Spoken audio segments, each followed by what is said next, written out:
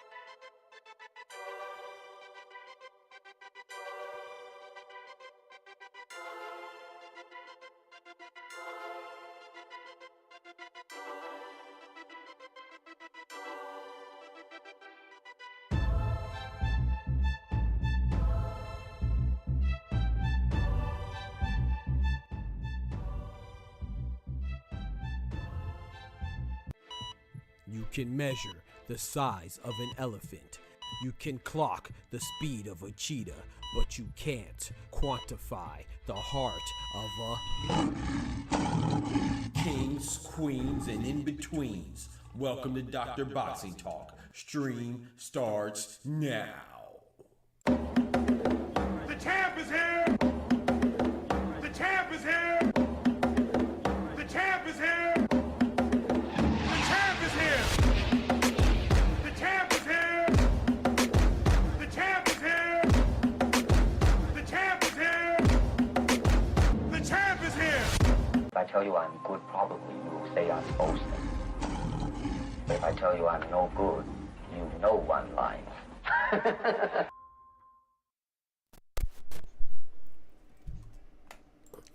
Yo, yo, yo, yo, yo, yo, yo. Good, great, grand morning to y'all, man. Y'all wonderful, beautiful people, man. All the guys, children, man. Shout out to y'all. Appreciate you tuning. Appreciate y'all. Y'all turning up and turning up. You know what I'm talking about? Yes, sir. Yes, ma'am. Y'all know what time it is. The doctor's in the house. Smoochie on my head top already. Savage on my head top already. Hey, man. Sometimes things happen. You know what I'm talking about? Your boy was asleep. I ain't gonna hold you. You know, I overslept, man. I had a headache last night and I had to be a good sleep, you know, once it went away, man. Thank God for that. But yeah, let's hit this roll call, man. Let's hit this roll call. I ain't got no excuses today. Your boys just sleep, man. That's bad. I got to lock in. Shout out to Savage in the building. Shout out to Smoochie in the building. Big member in the building with the red glove. Yes, sir. The red corner. Smoochie. It's skin past skin, sir.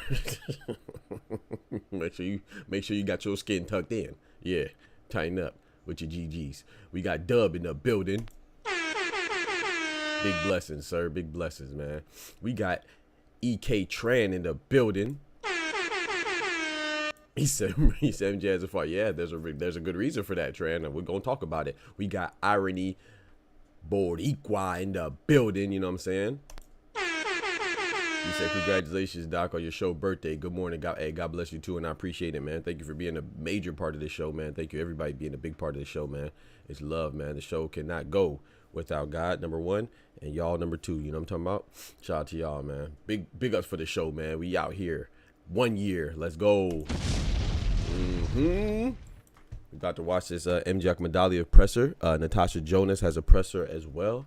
We're going to tune into both. Probably, I don't know if I'm going to tune into both, but just definitely the MJ Akhmadaliev presser. And then we have some news regarding Carolyn Dubois, which I already talked about, but we're going to talk about it a little bit more in depth. But before we get to all those topics, we got to start off first with the right foot. you know what I'm saying, start things off how we start things off. And that's what the prayer, man. So please join me by bowing your heads. Dear Heavenly Father, we thank you for this wonderful day, this Thursday morning, Lord. We ask for your mercies. We ask for your forgiveness. And we ask for, the cleansing of our sins, those that we do intentionally and those that we do unintentionally, Lord, that are unbeknownst to us, that go under the radar. We just ask that you give us a spirit and a mind to strive to be better, even if it's just 1% better each day.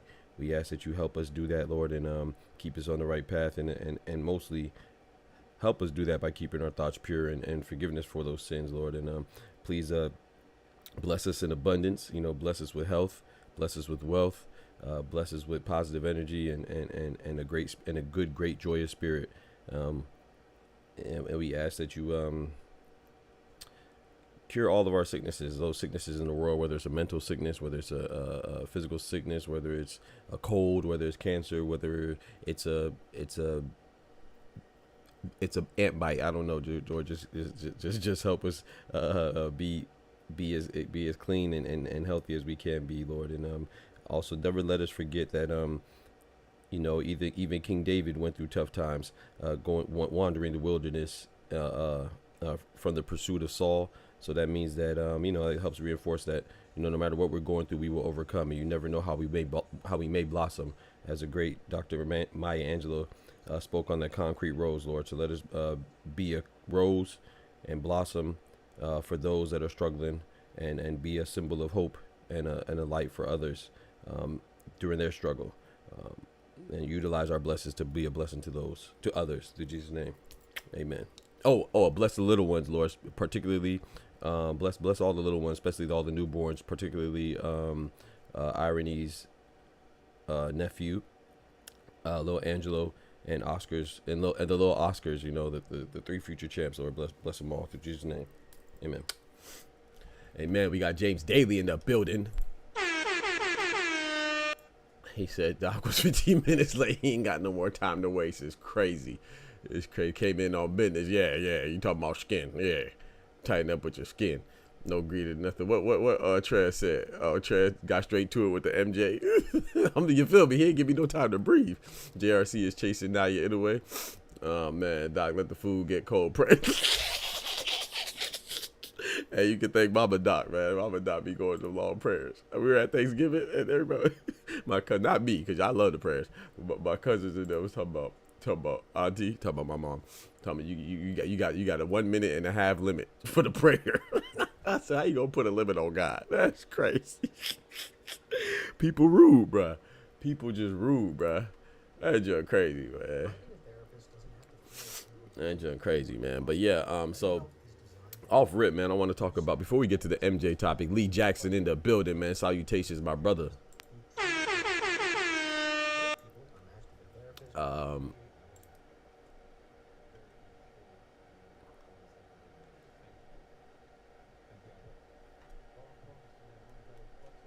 He said JRC is chasing anyway. You talking about John Real Casimiro? Oh, yeah, he always chases anyway, but he can't chase him in Japan because he's suspended for a year, right, Tran? So, unfortunately, he got suspended for a year, but you got to tighten up. You can't come in overweight in Japan. You got to abide by the rules. They're very strict, right? JRC got suspended by the JBC.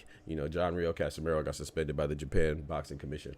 But, yeah, I'm watching this press conference right now. It's free on Matchroom. I'm going to drop the link in the chat if anybody wants to check it out, too. I mean, it's not really nothing, but they're just talking right now. But, yeah, so Caroline Dubois, man. Caroline Dubois. She was elevated to a champion, Actually, I don't remember what champion. Is it WBC? She just got elevated recently. Was it WBC? I think it's WBC. Yeah, WBC champion, because Katie Taylor vacated in order to remain as the undisputed champion at super lightweight, right? So she's not going to move down. And, big salute to Caroline Dubois, man. Big salute to the Caroline Dubois. One time for the ladies. You know what I'm saying? Shout out to the ladies, man, doing big things in boxing. She's definitely one of them. And I know a lot of people look down on elevated champions, and I get it. But at the same time, I don't get it because it's not these fighters' choice a lot of times. You know, they're in the position to be elevated. You got to respect that. You know, it's not her fault that she didn't get the Katie Taylor fight. She's been very adamant about being willing to fight Katie Taylor, just like Sky Nicholson, you know, well, Sky Nicholson in regards to Amanda Serrano, excuse me.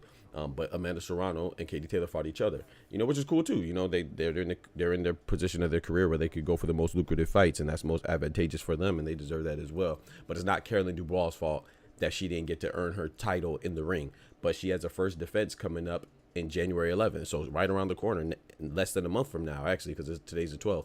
So less than a month from now, she'll be in the ring defending her belt. So, you know, she said that she welcomes a Katie Taylor fight, but I thought that she answered the question perfectly, just like Sebastian Fundora, another sibling that has that have champions, you know what I'm saying, that are champions, you know, Sebastian Fundora, Gabriella Fundora, Caroline Dubois, Daniel Dubois. You know, when Sebastian Fundora was asked about Terrence Crawford, he said, yeah, man, I love that fight. But he said, I don't need Terrence Crawford, though. I could establish my own legacy. Exactly what Caroline Dubois said. I think that's a perfect answer. And the reason why I think that's perfect, because you don't fall into a hole that Boots fell into, or even David Benavidez fell into. It's like, yeah, you can entertain these potential fights, these futuristic fights, but if they're not happening, then is that going to define your career? It's like, we cannot, every time David Benavidez has a fight, I know people don't act like they don't notice it, but David Benavidez has to go above and beyond now, because he set it up to where if it's not Canelo, just like if Canelo's not fighting David Benavidez, we're slightly disappointed. Well, David Benavidez not fighting Canelo either, we're kind of disappointed too. But that's because his career has been almost predicated off of him calling out Canelo and making it seem like Canelo's scared of him, which may or may not be true, whatever. But when the fight doesn't happen, we're naturally disappointed. But shout out to Dave Benavidez. He got in front of it, and he's fighting guys like David Morrell, which is a great fight. You know, he didn't have to take it. He didn't have to want it. He didn't have to just go after it. And he did, you know, because David Morrell was after him. And so anybody that's after you, if you're going to claim other people are ducking you, then you have to fight everybody that's after you, you know what I'm saying, to make sure that you don't look hypocritical. You know, so shout out to David Benavidez. Like I said, I don't think he's getting enough credit for taking on the David Morrell fight, man. I think he's what we want to see in a boxer. Now, Boots is different, right? I think Boots has mishandled it. Not to be hard on Boots, but you know, now he's facing the consequences of looking like he's ducking Morrell. Well, Virgil Ortiz. I don't think he did, because I don't think you could duck somebody that's not in your division, especially when you're a champion and they're not. But because it looked like Virgil Ortiz was willing to fight Jon Boots Ennis, then everybody's like, they can't wait to say, oh, you're a hypocrite. Hypocrisy. You know what I'm saying? They want to point out that, okay, you said Bud didn't fight you because Bud's ducking. You're saying Stanionis ain't fight you because he's ducking. Barrios and Brian Norman duck you because they're not fighting you, you know. But now it looks like you have somebody that wants to fight you and you're not fighting them. So now people are going to call you a duck, whether it's true or not. I don't think it's true, but that's what the optics look like. It looks bad. So when you predicate your career off of the legacy of somebody else, or landing or not landing a fight, then you kind of reap the consequences and the negative reaction that comes with it somewhere down the line if you don't take every challenge at any time. You know what I'm saying? So I think Caroline Dubois answered the question correctly. She said, hey, I don't need Katie Taylor, but if Katie Taylor opportunity presents itself, I definitely take it in a heartbeat. The same thing Sebastian Fundora said. So I think that she handled that very great, in a great fashion. But also, most importantly, I want to shout out Caroline Dubois and Daniel Dubois, two siblings, brothers. I know they're not on the best of terms, right? Because, you know, I think, I know Daniel Dubois and Caroline Dubois' father didn't want her to box, so I guess they had some type of rift stemming from that, and they're not on the best of terms. But, you know, her and Daniel aren't on bad terms for when I see interviews of her and him in regards to each other. So shout out to them, man. They either way, shout out to them, you know, brothers and sisters that are champions. That's dope. That's fire. And shout out to Gabriella Fundora and Sebastian Fundora, brothers and sisters that are champions, man. Shout out to their parents. Shout out to their household. Shout out to their upbringing and everything, because that's fire, man. They got a brother and a sister that's champions. That's fire. You know what I'm saying? Other siblings that we have that are champions is Juan Manuel Marquez, Rafael Marquez, Vitaly and Vladimir Klitschko, Andrew and Jason Maloney. They were champions. I'm sure that I'm missing some more. I'm not going to name everybody, but it's still rare. You know what I'm saying? So shout out to, especially to see a boy and a girl, you know, brother and a sister. That's dope, man. So shout out to Caroline Dubois, Daniel Dubois, and Gabriella Fundora, Sebastian Fundora. Gabriella Fundora, as you know, she's the youngest undisputed champion in the 4-belt era in boxing history for male and females. And then for the male side, strictly on the male side, Devin Haney is the youngest undisputed male champion in the 4-belt era. Gabriella Fundora is the youngest champion, undisputed champion ever, when she beat Gabriela Alanis for the flyweight championship. You know, shout out to her, man, 112. So big salute. We got Cap Quest in the building. What's good, brethren? He said, Cap Quest, what up, Doc? I didn't see you on Club Shay Shay yesterday. Why would I be on Club Shay Shay? That'd be dope, by the way. Hey, man. Hey, tell him holla at me, Cap Quest. But why would I be on Club Shay Shay? What are you talking about? Chasing big fights. He goes in there to talk to him, tech them dad in the building. Will the WBC strip? Oh, he's already been stripped, Tran. Brandon Figueroa is already the champion. You don't know Brandon Figueroa versus Stephen Fulton for the belt, bro. Yeah, Ray Vargas has already been stripped, bro. Lock in. Yeah, Ray Vargas has already been stripped for inactivity. I thought that was pretty fast, but once again, you know how that goes. When you're not a known fighter, they strip you faster than when you're a known fighter. And speaking of being stripped, Badu Jack has also Noel McCallan has also been stripped by the WBC, and Badu Jack has now been elevated to full champion at cruiserweight. So he shook up the cruiserweight division. So now we have Zerdo having 2 belts, WBA, WBO. We have Badu Jack having the WBC and John Battaglia having the IBF. So that's good at the cruiserweight division. I think that's a good shakeup right there because Noel McCallan, he's going through some legal issues. I don't know what he got going on. You know what I'm saying? I'm hearing something with him and Don King. You know, Don King and Bob Arum still kicking. You know, shout out to them for their legacy. Whether you like them or not, that longevity has to be admired. And saluted. But yeah, Ray Vargas has been declared as a champion at recess, and Brandon Figueroa is a full champion. That's why him and Fulton's rematch is for the belt at 126. Let's see, K. Scott versus Desley Robinson, world title tomorrow night. Oh yeah, but we about to tune into that, man. Hopefully it's what's it going to be broadcasted on? James Daly, pugilism spot on. I appreciate that, brother. Shout out to pugilism in the building. One time for all the pugilist enthusiasts. You know what I'm talking about? I saying that now that it's going to be stuck in my head for life. Thanks, Moochie. wait. It's Smoochie Wally Smoochie Bay. Oh my gosh, here she go again. My boy Clone in the building. Hey Clone, thank you for the love and the Cash App the other day, man. I know you did it off stream and I thanked you, but I don't know if you were here or you saw it. I thanked you in the Discord as well. Appreciate that 45 on the play. My boy dropped the 45 like he MJ. If I miss Roy Jones said Boots need to take them small snacks before the big meal ticket fights to stay sharp. I agree, Roy. I agree with Roy. I agree, Dub. Yeah, he's not right. He's not right. He's not wrong. Yeah, I think Boots needs to do that, bro. Longevity of a crook is crazy. Hey man, that's not my place to judge, man. You know what I'm saying? I just said shout out, man. Shout out. It ain't my place to judge, but what he got going on. We got Eddie Hearn talking at the press conference right now. But yeah, Natasha Jonas too, man. Natasha Jonas has a fight and she has her presser right now. I think she's gonna have a good fight with Natasha Jonas. Pretty too, man. You know she be getting overlooked sometimes because she's 40. I guess I don't know if that's why, but yeah, she definitely a pretty champion, man. But she definitely a fighter too. You know, she's going against Ivana Habazin. Hopefully I pronounced that right. Ivana Habazin, and her press conference is all right now. But I'm gonna tune into the Monte Carlo one with Akhmadaliev. So we gonna see how that goes, man. And yeah, man, we got Maxie Hughes on the card, so I'm looking forward to that as well. You know, Maxie Hughes, a lot of people thought beat George Kambosos. You know, it was a close fight. I feel like it could have went either way, but I think that if I was to, I probably would have leaned towards Maxie Hughes winning. He's a good fighter. Last time we saw Maxie Hughes, I believe the last time we saw him was against Zepeda. Did he fight since he fought Zepeda? But anyway, he's fighting now. He's not now, but he's fighting on the Monte Carlo card. I think the last time we saw him was against William Zepeda. I think that's the last time I saw him. He did, though. Okay, he had a fight in between that against Antonas. I didn't see that fight. Estastios Antonas. I don't remember seeing that fight. He's going against Gary Cully on the Monte Carlo card for the for the MJ Akhmadaliev card, man. Now, let's talk about MJ Akhmadaliev, man. My boy said, Tran said that he hasn't fought in a year. Or he hasn't fought all year, or something like that. I don't know what he said to be exact, but yeah.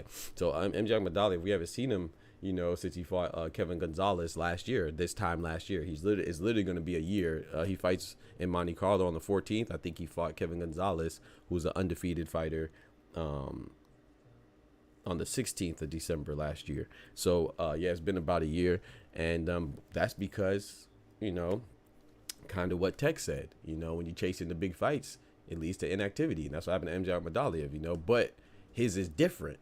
he's not really chasing the big fights. He's actually mandated for the big fights. It's obligatory that the champion gives him the big fight. You know, he just hasn't gotten it. You know, now in Naoya Inoue's defense, if I'm not mistaken, I believe MJ Akhmadaliev agreed to let him fight Louis Neary and got some step aside money for that fight.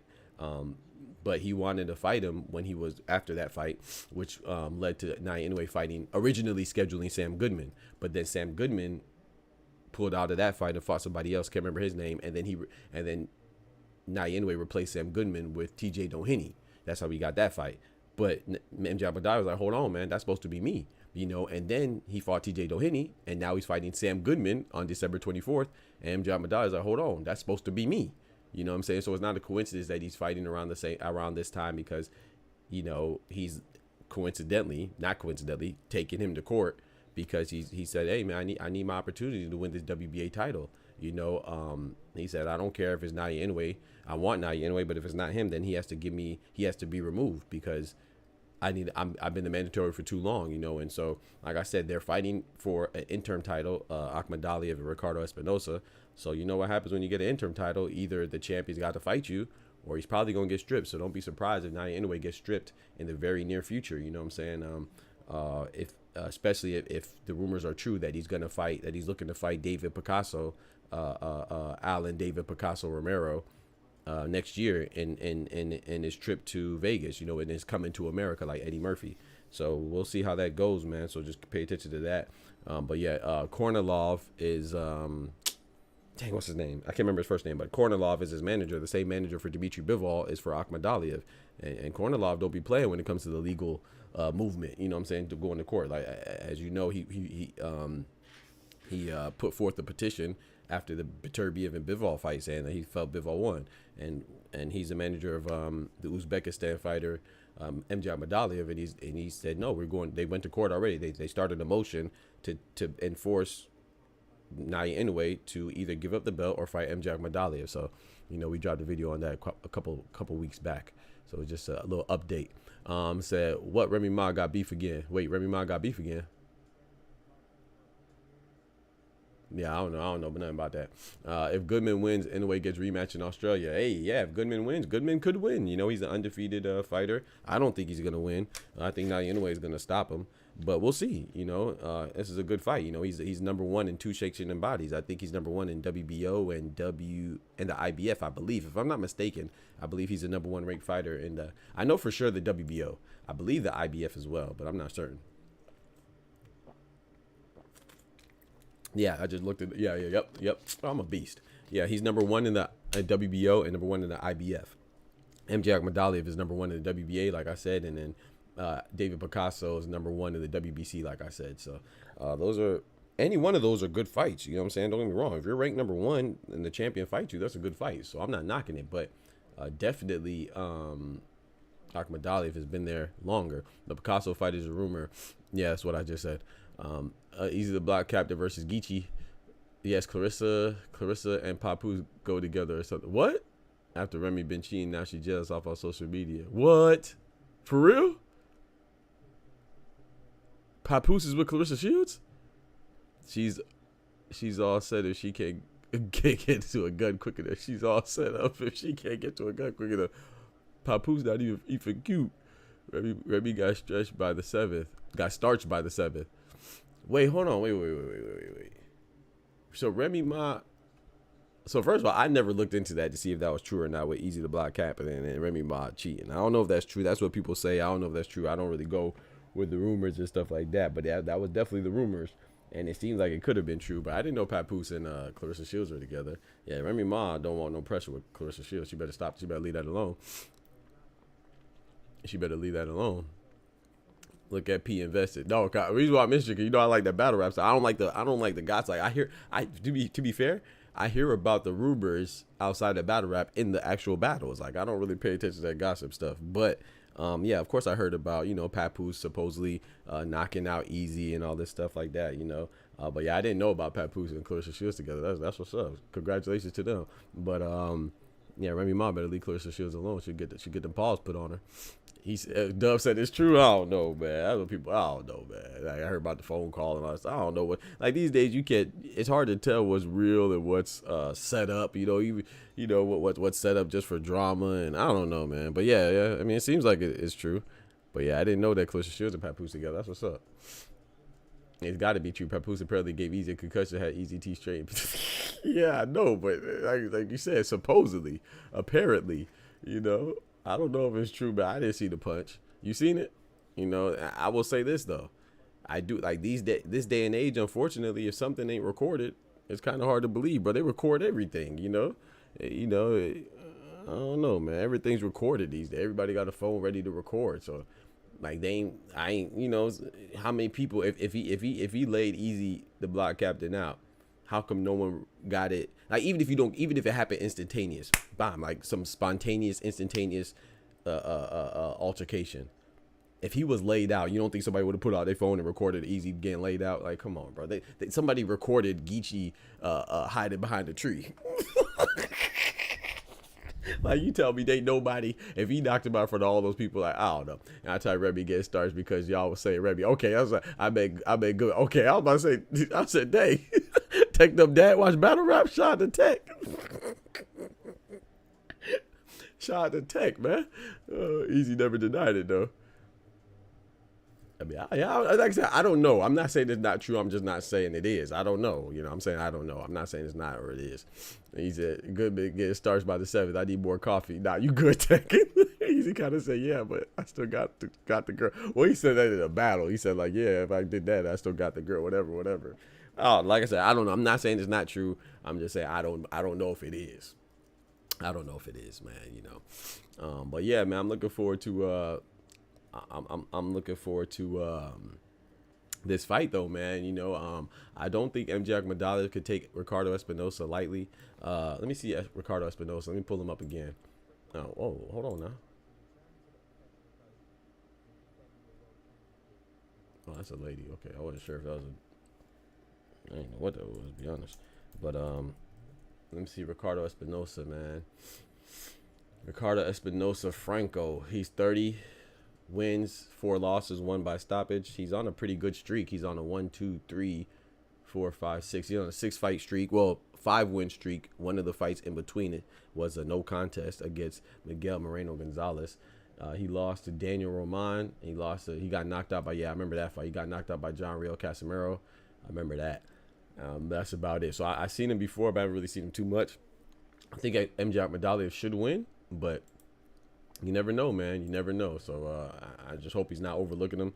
Like I said, I would love to see Naoya Inoue fight John Real Casimiro. I don't think that fight's gonna happen because John Real Casimiro, the former, he's banned in Japan after coming in 1 pound overweight when he fought the American Saul Sanchez not too long ago. So he can't fight in Japan, and Naoya Inoue typically fights in Japan, So I don't think that fight's gonna happen.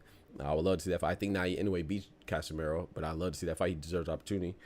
He deserved, past tense, an opportunity. I would like to see him fight Sam Goodman, which is coming up. The undefeated Australian. That's going to be a good fight. I think while it lasts, I think Naoya Inoue is going to starch him like Tech Dumb Dad said in 7, or probably less. Something like 7 or less. And then I'd like to see him fight MJ Akhmadaliev, who's a WBA mandatory. I like that fight. I don't think that's going to happen because I think Naoya Inoue's not interested in fighting him. Not only is he not interested, I don't think Top Rank is interested. The Vice President Carl Moretti, in addition to Bob Arum, have been completely dismissive of MJ Akhmadaliev for whatever reason. So I don't think that fight's gonna happen. But like I said, I think Naoya Inoue beats him too. But I would like to see it. Just because we think somebody would beat somebody doesn't mean they don't deserve it. Shout out to Cito in the building. Najee from Cigar Talk versus Mill City. Capco said Hackett versus Norman. Hey, Jalil Hackett versus Brian Norman. That's a good fight, man. I think that Hackett doesn't deserve it right now. Having his last loss against I can't remember the dude's name that he lost to. But yeah, he don't deserve it right now. But yeah, that'd be I thought that'd be a good fight. I think we get Inoue versus Nakatani. Yeah, I think so too. I mean, according to the rumors, this is the rumors supposedly after Sam Goodman. Naoya Inoue wants to fight David Picasso next year in Vegas, and then after that in the summer or late 2025 well, they're targeting the summer. He'll fight Junto Nakatani in Japan for what they're calling the biggest fight in Japan history. And I'm hoping that Junto Nakatani could fight between those times, if those rumors are true, which, you know, there's been reports on it. If that plan is true and comes into fruition, I hope Junto Nakatani, they could line up a freaking unification. I hope he could unify before fighting Naoya Inoue. I think that's kind of silly, man. I'm not gonna lie. I think it's a good fight. I think it's a big fight, but I think it's a big fight because of Naoya Inoue, not because of not so much of Junto Nakatani. You know what I'm saying? We know Junto Nakatani, but the world doesn't know him. I think that, you know, him unifying and at least unifying, not necessarily become undisputed. I think he's capable of becoming undisputed at 118. But if he could unify, I think that ups his profile, man, and then that fight would be even bigger. But that's just my personal opinion. I mean, I love that fight anyway. You know, he doesn't have to unify. I still love Naoya Inoue versus Junto Nakatani. I mean, who doesn't? You know, but and I have Nakatani winning. But I think it'll be better if he unified. Nakatani is right. Is a weight class smaller. Yeah, he's at 118. Naoya Inoue is at 122. So 122 is a super bantamweight.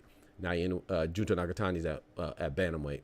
Bob doesn't want Naoya to fight. Yeah, facts, Tran. Yeah, he doesn't want him. You know, he doesn't want him, and I think that's whack.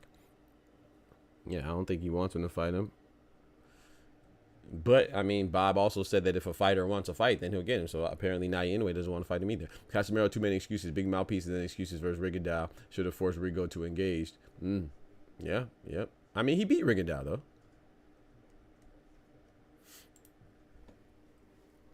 Yeah, I mean, he did beat Rigondeaux though. So I mean, Nakatani's a big boy too. Yeah, facts. I got like I said, I got Nakatani. I could be wrong. You know, I could very much well be wrong.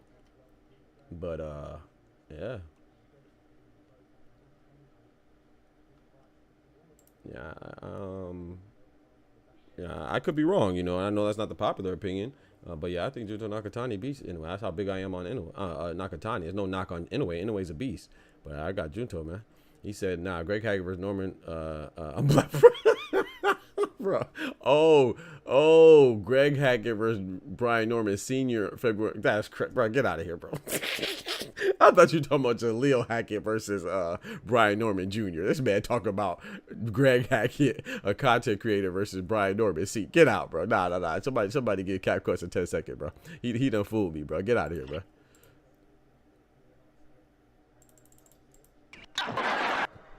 What the heck? What's up with my alerts, bro? There we go. I don't know what that was. Sometimes the drops be freezing, chat. I'll tell you, my computer ass. Hit that like button and subscribe. Yes, sir. Please. Thank you, Oscar. Yes, sir. Please hit that like button. Yes, sir. Thank you, Oscar. Yeah, that's crazy. My boy Oscar in the building. That man said Greg Hackett and Brian Norman Sr., bro. Oh, also, too, we have C4 Clark on here, too. Chef Clark. The cruiserweight. He got by the skin of his teeth in his last fight against my guy. Who'd he fight? I could see his face. Apoji. He fought Afedipor Apoji, man. His last fight, man. That was a good fight. We had the Jamaican Badman versus the Nigerian Badman, and that was a good fight, man. So yeah, he got by against Apoji by the skin of his teeth. It was a good fight, man. You know, I love that fight. You know, I'm Jamaican and Nigerian, so I was torn. You know, Jamaican, Nigerian, and American. But that was a good fight, man. Apoji versus C4 Clark. I would love to see them. I would love to see them run that back. It was a majority decision win for C4 Clark, you know, so that was a good fight. But he has the next fight. I don't remember who he's fighting, but he's fighting somebody on this Monte Carlo card. That's crazy. Now Oscar out here snitching? That's crazy. Oscar out here snitching. All right. I'm putting cases on all you bitches. Ducking no freakish smoke, man. Get out of here, man. Man's a Musa in the building. What's good, brethren? He said Inoue versus everybody. Yeah, man. Inoue's a beast, man. I like Inoue. Takuma lost. Yeah, Takuma lost to that was random. Yeah, Takuma lost to Seiya Susumi. That was a I wish you see, and that, you know what, Tran? That made me mad because I know you're new to the stream, but I've always, since last year, I said that I wanted an anime-esque revenge arc, right? I wanted Junto Nakatani to unify with Takuma Inoue. beat Takuma Inoue and they'll set up a anime-esque revenge arc for Naoya Inoue to come back down and avenge his brother's loss against Juto Nakatani. It's just, I don't think he would avenge it. I think he would lose too. I think Juto Nakatani would beat both of them, eradicate both the Inoues, you know what I'm saying? And if Koki Inoue, their cousin, he won't smoke with Big Cuz too. You know, I think Juto Nakatani will whoop him too. Koki Inoue, Naoya Inoue, and Takuma Inoue. I think Juto Nakatani bad like that. But that's just my personal opinion. I could be wrong. By way of default paper champions, that's disrespectful. I ain't gonna lie. You disrespectful. You disrespectful. Is Doc still ducking? Okay, Junto a dog. I respect these Japanese fighters. It's like they have a different respect for the boxing game. I don't know about that, but yeah, I respect all the fighters, man. I don't know why do people think that? Like, not saying that they don't have it. One thing I do say, I do think that they have a better respect than American boxing because they follow the rules and they enforce the rules and they don't play. So I do salute the JBC for that. I do salute but I think England is the same way. You know, I think England is the same way with their respect for boxing. I mean, look how much they put on women and how much they respect their fighters and love their fighters. I mean, what's that guy? Ezra Taylor's 30 and he's a prospect. But then we have Tank, who's a champion. He's 30 and we act like he's not doing nothing. You know what I'm saying? Look at Lawrence Okoli, the Nigerian Englishman. He just beat he's a veteran that just knocked out some guy in one round. He starched him, some guy that he was supposed to beat, and they celebrated him. You know what I'm saying? But then we have champions that fight other champions or try to fight other champions, and we call them ducks. So it's like I think Mexico loves boxing as well. You know, I think that you know, I don't know if they have a different respect. I mean, shout out to Japan. They definitely respect boxing, yes, but I don't know if it's more than like, it's definitely more than us, than American boxing. You know, we glorify cheaters. You know what I'm saying? We question if a cheater actually cheated. We question if weight classes matter. We question if PEDs matter. We question if external sources in gloves matter. We question, like, we question following rules. We question does it matter if you if you come in overweight and miss weight? Like, if you miss weight, you gonna be suspended. I don't care if you're Floyd Mayweather versus Juan Manuel Marquez coming in overweight. If you're Ryan Garcia versus Devin Haney coming in overweight. If you're in Japan, you get suspended, and I think that's how it should be. You know what I'm saying? And no disrespect to Floyd or anything, but you know, when you come in over, that's what John Real Casimero did. He came in overweight by 1 pound. He got suspended for a year in Japan. So yeah, so I do agree that they respect it, but you know, I don't know if it's any more than other, you know, because I mean, the same Osterine that Ryan Garcia was on, Amir Khan got 2 years suspension in England. You know, I mean, look at Conor Benn. Conor Benn is still struggling to clear his name from when he tested positive. So it's just America, you know, it's just America where cheating is trivial. I don't know about other places. No Sheeta smoke. Hey, watch. Hey. Hold on now, Oscar. What'd you say, bro? He said no Sheeta smokes Junto?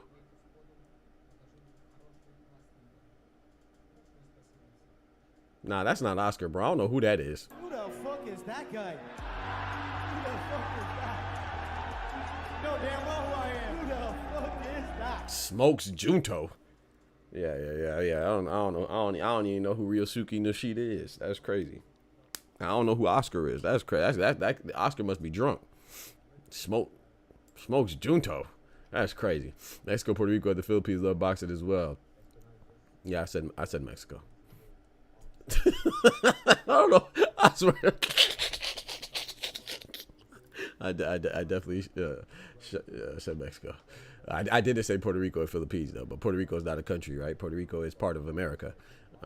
But yeah, Puerto Rico does too. Yeah, for sure. Philippines for sure. Yep.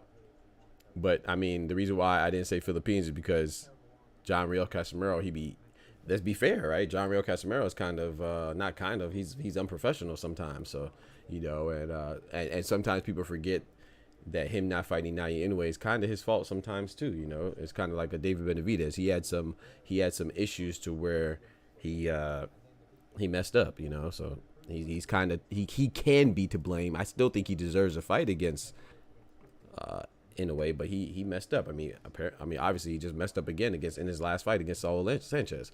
The scholar hacked Oscar. Okay, had to, bro. Junto stops Yoshida. Stop. Exactly. Take them that Oscar trolling me, bro. Ain't no way, bro.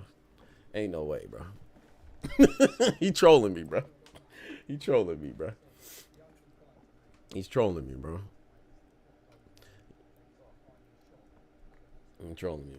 But yeah, I just think that America boxing is lacking, man. I don't know if you know, I think other countries do respect it, but I mean, maybe Japanese. You know what I say? I say this too. You know, shout out to our Japanese boxing brethren. You know, I think that I think sometimes we assume certain things about certain cultures. You know what I'm saying? Like I heard somebody say that, you know, Naya Inoue is humble. He might be humble. I don't know. I think he is. He seems like a humble guy, you know, but what do you mean by he's humble? Like, oh, he don't talk trash? How you know? You speak Japanese? How you If you don't speak Japanese, how do you know whether he talks trash or not? How do you know that? He could be a trash talker for all I know. Like who's considered? He could be like Tyson Fury. I don't know that. Like I think with certain cultures we just assume things. I don't know if Diana could be a trash talking fiend. You know what I'm talking about? He could be walking around like gosh dang Conor McGregor. We don't know, but we just assume because it's certain. I don't understand that. How do you know how humble he is? Like I think he is, you know, but I think a lot of champions are humble. But when you understand it, then you say, you know what I'm saying? I've witnessed him talk trash before. I witnessed he said that he called American fighters soft. I made a video about it. And there's nothing wrong with that. That's his experience, you know what I'm saying? But to make it seem like, oh, he's humble because he looks like this or he moves like this, you don't understand shit he's saying. You don't know what he's saying. You're not there.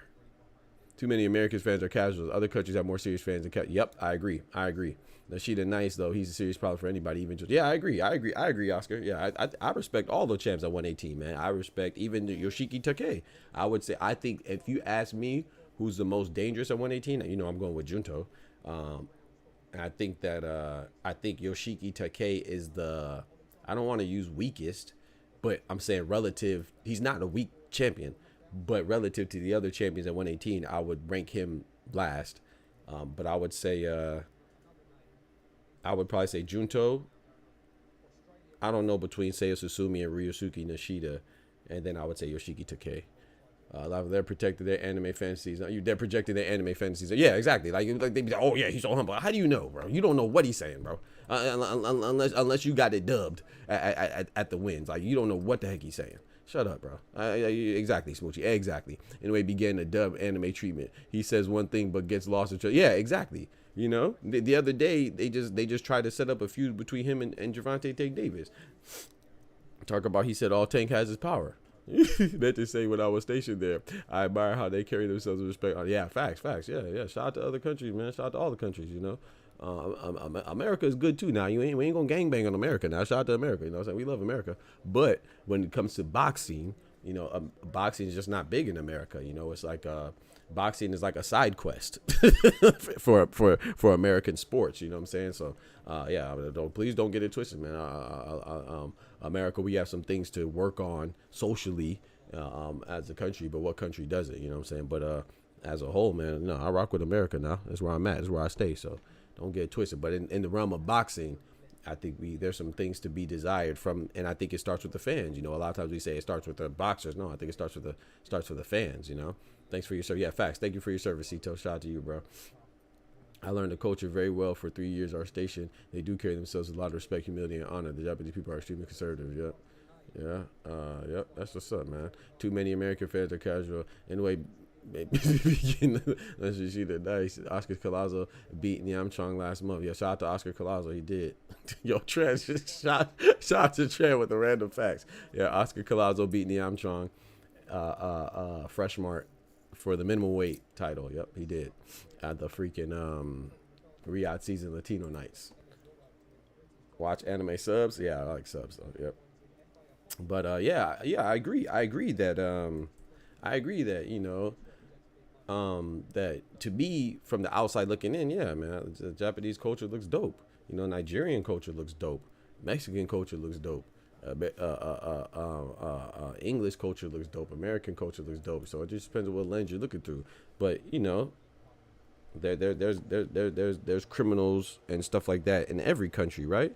You know, Japan is, you know, over here we got, you know, we got the mafia, we got, you know, you got gangsters and you know, Mexico got the cartel and Japan got Yakuza. You know what I'm saying? And don't shit seem humble about the Yakuza. You know what I'm saying? So it's just funny that we just assume things, you know, about certain cultures, like everything is just pristine and perfect. Nah, bro. That's just your viewpoint because you wanna not you, Sito, but I'm talking about like people that are, how could I say this? Like people act like certain people can't do no wrong. Like I was talking about with Naya Inoue and MJ Akhmadaliev the other day. If I mention MJ Akhmadaliev, like Naya Inoue fans like lose their mind, like their heads explode. Like Naya Inoue, you know, if you say Canelo is ducking, if you saying the champion is ducking their mandatory, then if Naya Inoue was Canelo, they would be saying that he's ducking Akhmadaliev. If Naya Inoue was I don't know, who else they accused of ducking recently? I don't know. What a champion have they accused of ducking? I don't know. Give me another champion that they accused of ducking recently. Anyway, if he was anybody else besides him, that would say he's ducking. But because you bring up that he's not fighting the mandatory MJ Akhmadaliev, we say, oh well, MJ Akhmadaliev doesn't deserve it. What do you mean he doesn't deserve it? If anybody deserves a title shot, it's him. Anybody in the number one mandatory position deserves a title shot. Now, does a champion have to give it to him? That's another question. That's a whole other conversation. But to say he doesn't deserve it, that's disingenuous at best, or you're extremely misinformed. That's the whole point of being ranked number one in a sanctioned body. You may not agree with it, say that, but to say he doesn't deserve it or anybody doesn't deserve it that's ranked number one, that's the whole point of being ranked number one and being a mandatory, because that is explicitly saying that you deserve a title shot. There's nobody else on earth that deserves a title shot more than the number one mandatory. That's just how it goes. You know, you may not agree with it. We may not agree. Do I think that Edgar Berlanga was the most deserving of the Canelo undisputed title shot? No, I don't think he was the most deserving, but he was deserving. He was number one in the WBA. That's what that means. You know what I'm saying? So I just think it's crazy how people just, you know, they switch up positions to fit a narrative because they like or don't like somebody. Especially if you're a male, a grown male on another male is weird. That dog lived in Japan for a year. He wouldn't want to come back. Love me. That's crazy. Come on. I'm not. I probably would like Japan. Yes, I probably would. Absolutely. But I'd probably like the Philippines too. And I'd probably love Mexico too. And I'd probably like Brazil too. And I'd probably like Ethiopia too. And I'd probably like Kenya too. And England too. And France too. And you know what I'm saying? I ain't putting no country over no other country. Especially if we talk about countries I ain't never been in. Absolutely. I think I would love Japan. Hell, I love anime. Shit, I see Goku everywhere, man. Let me stop. Well, yeah, I think I love Japan for sure. I think it's a great country. I think a lot of countries are great. But some people elevate others and they don't really have any justification, just going off of what they think. For why do you think that? And like Oscar said, and Smoochie said, is because they be projecting their gosh dang anime fantasies or something. Major thing I learned about Nigeria, these cats love to party. When they party, they had to go. They go for days. Hey, Dot, funny fact, my brother-in-law from Nigeria, and I got to go to a city. Yeah, you went to Lagos? Shout out to you, man. Shout out to you, man. My father's from Owerri State. And nobody's ducking anybody. He will fight MJ next year. We'll see. Nobody. You see, look at World Citizen. Nobody's ducking anybody. Nobody's ducking anybody. Oh, okay. Yeah, sure. Nobody's ducking anybody. Oh, we talked about now. Yeah, anyway, nobody's ducking anybody. Shut your ass up. No, nobody's ducking anyway. I'm the number one Naya Inoue defender. Shut your ass up. We'll see. I believe it when I see it. But MJ Akhmadaliev has to beat Ricardo Espinosa first, you know what I'm saying? And Naya Inoue has to beat Sam Goodman. These are not easy fights. I'm not going to disregard Sam Goodman. And I'm not going to disregard Ricardo Espinosa. But there is no ducking. You're right. He already ducked. Ducking means that you're doing it right now. He already ducked. Past tense, MJ Akhmadaliev. If we're going to say other people ducked, then he already ducked. So you're right. He's not ducking. He ducked. Past tense, not presently. You tried to correct me, boy. Sit your ass down. MJ Akhmadaliev did not just become the mandatory. He's been the mandatory. So if he was ducking, he already ducked when he fought Louis Neary. He already ducked when he fought TJ Doheny. He's already ducked since he's fighting Sam Goodman.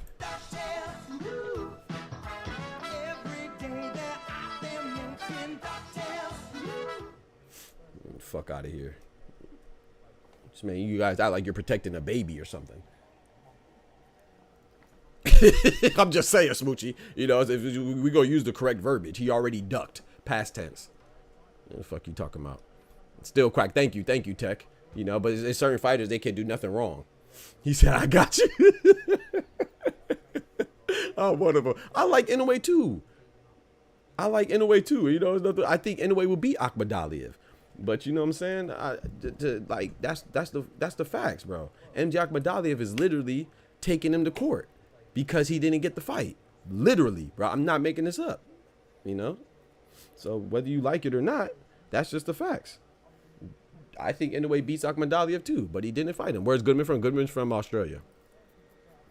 And I like this fight too because Sam Goodman is #1 in the WBO and the IBF. So I like this fight too. You know, don't get it twisted. I like this fight, and I don't think that you have to fight him. But the same thing we said about Canelo, right? Canelo's a face of boxing. He can fight whoever he wants. But if you're not fighting your mandatory, what did we say? Oh, they give up the belts because you bottlenecking the belts. That's what Paulie Malignaggi said, right? That's what Paulie Malignaggi said, right? And everybody on Pro Box, right? They say, oh, you're bottlenecking the belts. You're bottlenecking the belts. If you're not going to fight your mandatory, then give up the belts. Well, Naya Inoue has been not fighting his mandatory. Where's the same energy? Oh, okay. Naya Inoue could do no wrong, though, right? Fuck out of here. Fuck out of here. He said he's from Australia. Oh, he ain't with it.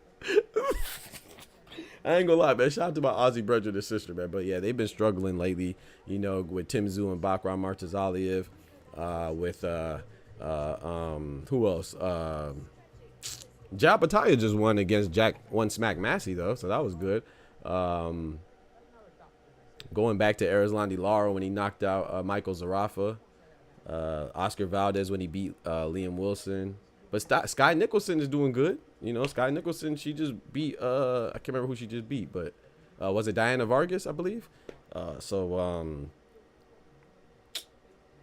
not doing all bad. They're not doing all bad. And then another Australian, Maloney's, is supposedly fighting Roman Chocolatito Gonzalez. I think that's going to be a good fight. And they're going to be fighting for the rights to fight Bam Rodriguez, right? So that's going to be a good fight. And I like that. You know, if Chocolatito beats Maloney, I believe it's Jason Maloney. Don't quote me, though. I don't remember if it's Andrew or Jason. I believe it's Jason, though.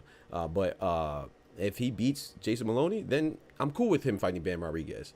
But if he doesn't beat Jason Maloney, bro, they need to stop with that Chocolatito, man. Let Chocolatito go ahead and retire, man. He's a legend, man. You know, I don't think that they should let Bam Rodriguez put him to sleep like that. Anyway, got to fight in the States next year. I got to see, bro. Like, hey, man, you going to Vegas? It's in Vegas, man.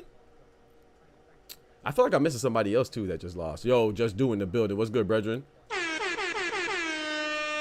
Oh, yeah, Kambosos. Yeah, Kambosos just got knocked out by Lomachenko. Thank you. Thank you, Tech. I forgot about that one. Happy birthday to your channel, man. Thank you so much, Yogi Meister. I appreciate you, bro. What's good, brethren? We got Rafael in the building. What's good, brethren? Goodman got put on the map when he beat Aleem. Yeah, that was a close fight, too. Aleem, yeah. Yeah, you're right about that. Yeah, but he was, like I said, he's ranked #1 in 2 sanctioned bodies, you know, so I'm not mad at that. You know, I'm not mad at the fight, but in the order of things, like I said, MJ Akhmadaliev is taking him to court because he should have been next. These are facts, bro. Whether you like it or not, that has nothing to do with the facts. Get out your feelings. You know what I'm saying? It's unbecoming of a man to be so emotional about another man that they don't know. Now you anyway don't know you, bro. He don't know you, bro. He does not know you, bro. You know what I'm saying? This is not one of those channels where, bro, people, I swear, people only know that Canelo and Tank are my favorite fighters because I so openly say it. You don't know because of how I act. I don't act like they're on some pedestal and they can do no wrong. Like I don't act like that. You know what I'm saying? That's just not how I don't know them. I keep objectivity. You know what I'm saying? I like Canelo because I think he'll beat Benavidez. I like Canelo and I want him to fight Benavidez. Like you see, like these people that like anyway, he don't need to fight Akhmadaliev. Akhmadaliev don't deserve it because he lost to Marlon Tapales. They make it seem like he got knocked out. He lost by split decision, and he came back and beat Kevin Gonzalez, who was an undefeated fighter with 20-something wins, and he was still #1. And he's been #1 for a long time. longer than Sam Goodman. He's been there for a long time. So, you know, it's like all of a sudden people question things that shouldn't be questioned, you know. But when they don't like, I like Naoya Inoue, and I think he beats MJ Akhmadaliev. But that has nothing to do with somebody deserving a shot. There's upsets in boxing for a reason. You know, fights don't happen in our minds. They happen in the ring. So we could think somebody's going to win. I think Naoya Inoue beats them all. Everybody at 122. I think he beats Elijah Pierce. I think he beats Sam Goodman. I think he beats MJ Akhmadaliev. I think he beats John Rio Casimiro. That doesn't mean that they don't deserve the fight. I think he'll beat David Picasso, Alan David Picasso Romero. I think he'll beat all of them. That don't mean that they don't deserve the fight. And that doesn't mean that MJ Akhmadaliev, who's been ranked number 1, MJ Akhmadaliev, whose fight has been called, MJ Akhmadaliev, who's been calling Naoya Inoue out, that doesn't mean that he doesn't deserve the fight. He's the most deserving of the fight. And when you talk about how it's been going, you know, saying, you know who didn't deserve the fight, but no one talked about. You know what's funny? We say that MJ Akhmadaliev doesn't deserve the fight. You know who didn't deserve the fight? TJ Doheny. You know who also didn't deserve the fight? Louis Neary. But Louis Neary, they fought that because of, you know what I'm saying, the history of him cheating other fighters in Japan. And he was actually banned indefinitely from Japan. They lifted the ban so Naoya Inoue could put the beats on him, you know what I'm saying, for recompense for his slights that he did in the past. And I love that. But he didn't deserve the fight. Oh, but we didn't care that because we thought Naoya Inoue would beat Louis Neary. Oh, we think Naoya Inoue will beat TJ Doheny. So we don't care if they deserve the fight then because they're easy money. Oh, but the guy who you may think will win, could win, has a chance to win. Oh, he doesn't deserve it now. Now we checking credentials. Oh, well, last time I checked, MJ Akhmadaliev, a former Olympian who only has 1 loss by split decision, his credentials are a lot better than TJ Doheny. I'm just saying. Oh, okay. You want to talk about freaking what happened and what didn't happen. Man, you better go do your fucking research. We got Kendrick in the building with the purple Thanos glove.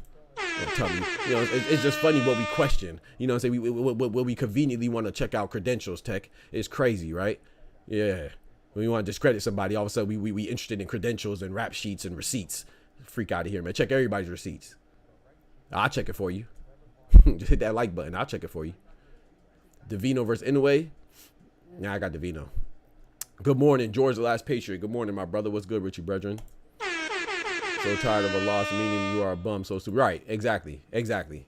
Yeah, 1 loss, you're a bum. Especially when you scared that guy's a threat to your gosh dang your secret lover. Like, what the freak, bro? Naoya Inoue's a beast, man. Let him be a beast.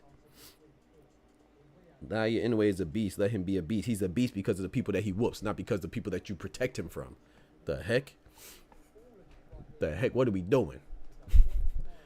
All right, so the press conference is over with, man. I mean, it wasn't too much. Happy birthday to the channel, Doc. Today is my channel birthday, 3 years. Hey, let's get right, man. Shout out to you, bro. Shout out to you, man. Let's go, man. Congratulations, man. Yes, sir, man. Big birthdays. You know what I'm talking about? Shout out to you, bro. Check out my boy Just Deuce channel. Yes, sir, man. Yep. Congratulations, bro. 3 years? Let's go. Excuse me. I've been doing it for a year. Well, I've been doing this channel for a year. I had my other channel, my gaming channel, that was for what? I think I have like 7,000 YouTube subscribers on my gaming channel. And not just gaming, I did reactions and stuff like that. That was, got to be like 4 years old, 5 years old. But my boxing channel is 1 year old. Yeah. Yes, sir, man.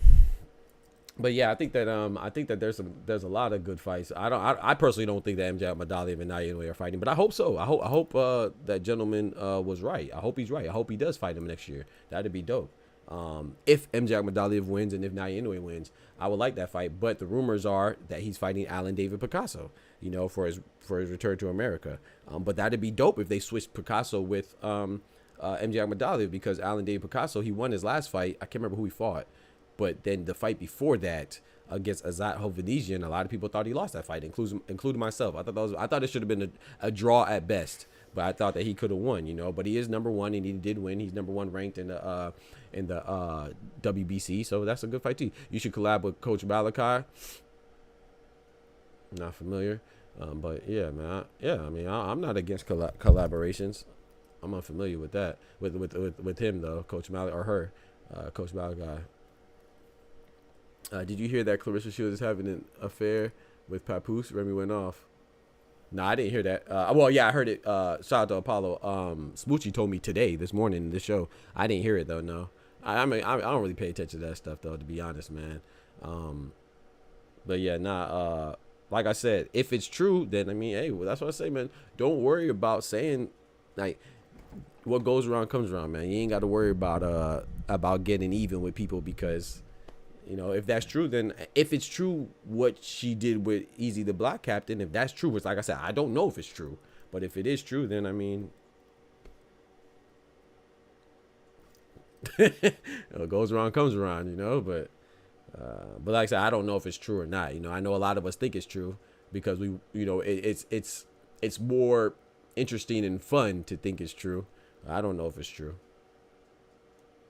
I wouldn't doubt it. Don't get me wrong. I'm not saying I doubt it either. I just don't know. You know, I wasn't there. You know, I wasn't there.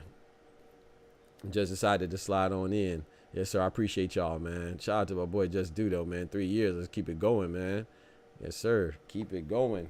You know what I'm saying? Keep going and growing. That's what we doing, man. We ain't gonna stop at a year, man. Hopefully we got, this is the first of 10 years, you know, good Lord willing, and 20, you know, as long as God keep blessing me to do it, as long as he blessed me with more days on this green earth, then I'm here with it. Also, too, I wanted to say, on other news, man, he said it's true because Remy bought Easy Bro, y'all messy, bro. Like, what?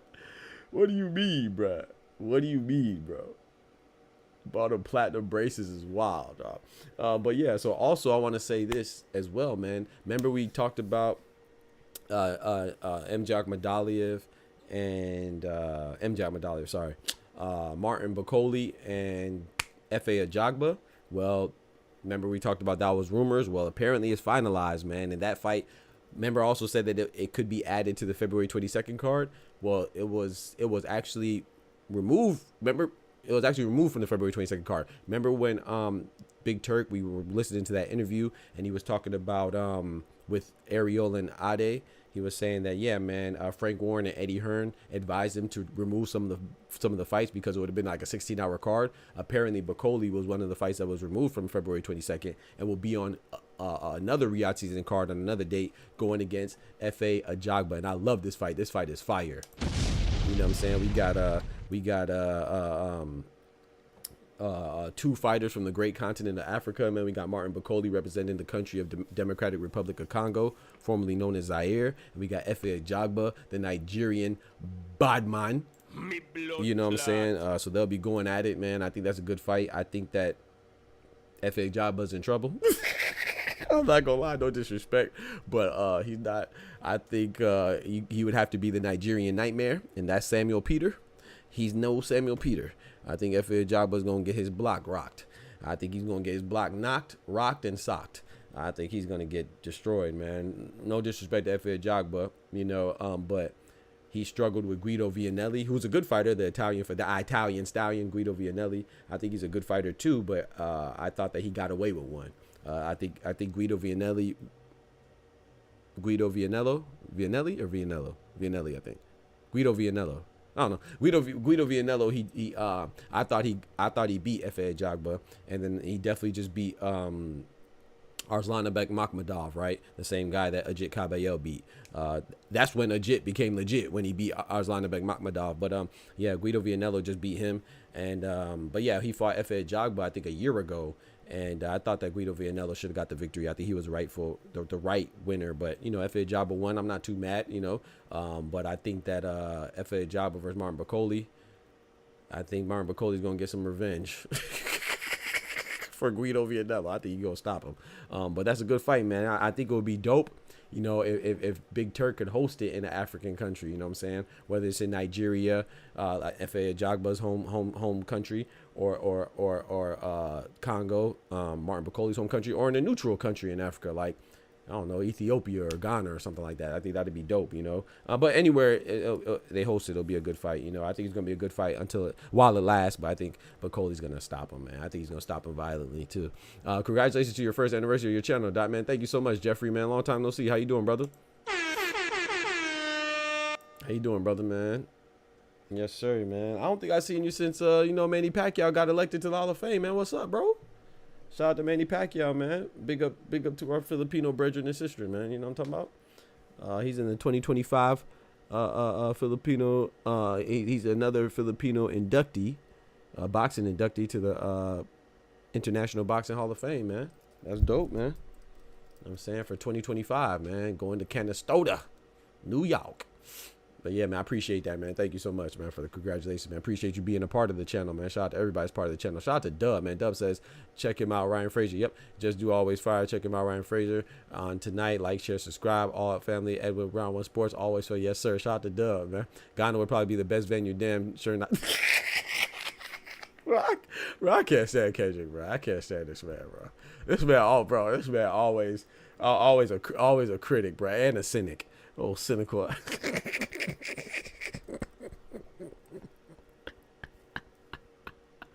And a hater, bro. Why can't be an Ethiopian, bro? Why can't be an Ethiopian, bro? Well, what about Eritrea? Eritrea or Eritrea, some people pronounce it. Why not Eritrea? Like one time for Nipsey Hussle, man. You know what I'm talking about? Man, a hater, bro. My homie loves going to Ghana. He says it's beautiful there. Yeah, man. I need to go, man. I need to go. It's a shame I haven't been yet, you know. Gotta go, man, one of these days, man. I'm gonna go and you can't stand me because I'm right. Nah. He said gotta be dope. That's not Ethiopia. This man a hater, bro. Gosh, bro. He said I never thought Akhmadaliev would ever be champion, but he get exposed as fast as he was.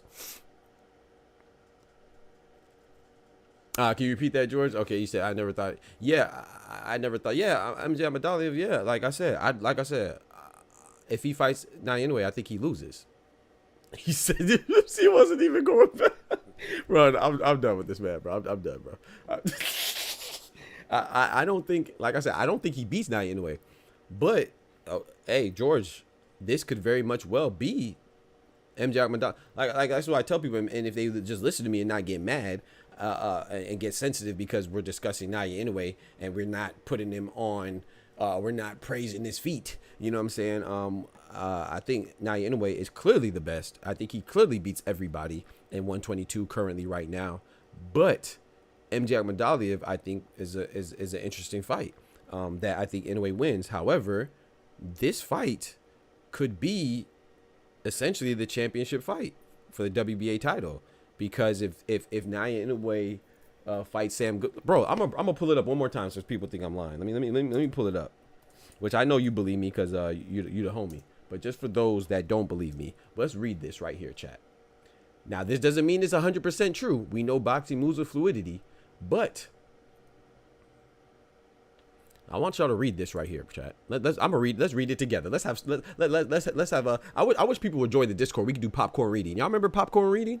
In elementary and middle school or whatever it was.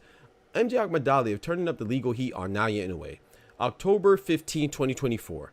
So this just in case people think I'm lying. Former two-belt Marajan champion Marajan's legal team is positioning for a battle as an October 29th IBF purse bid process looms over the next fight for Japan's undisputed super bantamweight and 4-division champion Naya Inoue. This is just one example, chat. I could bring you up multiple examples, but it says October 29th IBF purse bid process. We're in December. That was 2 months ago. All right, let's keep reading. As the WBA World Boxing Association's mandatory challenger, so when people say, oh, he's not ducking anybody, stupid, he ducked. You're right, he's not ducking because he already ducked. Past tense, because he has been the mandatory challenger. Let's keep it going. Uzbekistan's Akhmadaliev argues he's next in line in rotation of mandatory challengers. He's next in line in rotation of mandatory challengers. Read it one more time. He is next in line. This is October, right? October 29th. That means he didn't fight Sam Goodman yet because we're in December and he still didn't fight Sam Goodman yet. So even though Sam Goodman is the mandatory in 2 sanctioned bodies, Akhmadaliev is next in line. Meaning he's being skipped. He's skipping him. He's being skipped. So if he fights Sam Goodman, he has been skipped because he's next. Let's keep it going. He argues he's next in line in rotation of mandatory challengers for an undisputed champion must face. In front of the foe Inoue intends to fight next, IBF mandatory Sam Goodman of Australia. So when he fights Sam Goodman, he's been skipped again. Because when he fought TJ Doheny, he skipped MJ Akhmadaliev. That's what this whole lawsuit is about. That's what this whole legal motion is about. The fact that he's been skipped. So let's keep it going. Two fights ago, not one, but 2 fights. His people think that I'm making this up and I'm hating on Naoya Inoue. I'm not hating. I'm just telling you the truth. If you think the truth is hating because you're trying to manipulate the narrative, that's on you. I can't control what you accept as a truth. I can just give you the facts. You know what I'm saying? I sound like Oscar De La Hoya. All right, but two fights ago, the WBA gave Inoue a special exception to fight someone other than Akhmadaliev. Mexico's Luis Nery. Damn. Is that what the doctor said?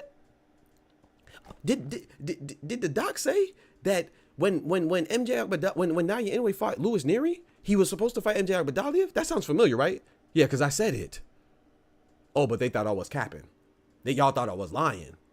Oh, okay, let's keep it going. 2 fights ago, the WBA gave Inoue a special exception to fight someone other than Akhmadaliev, Mexico's Luis Nery.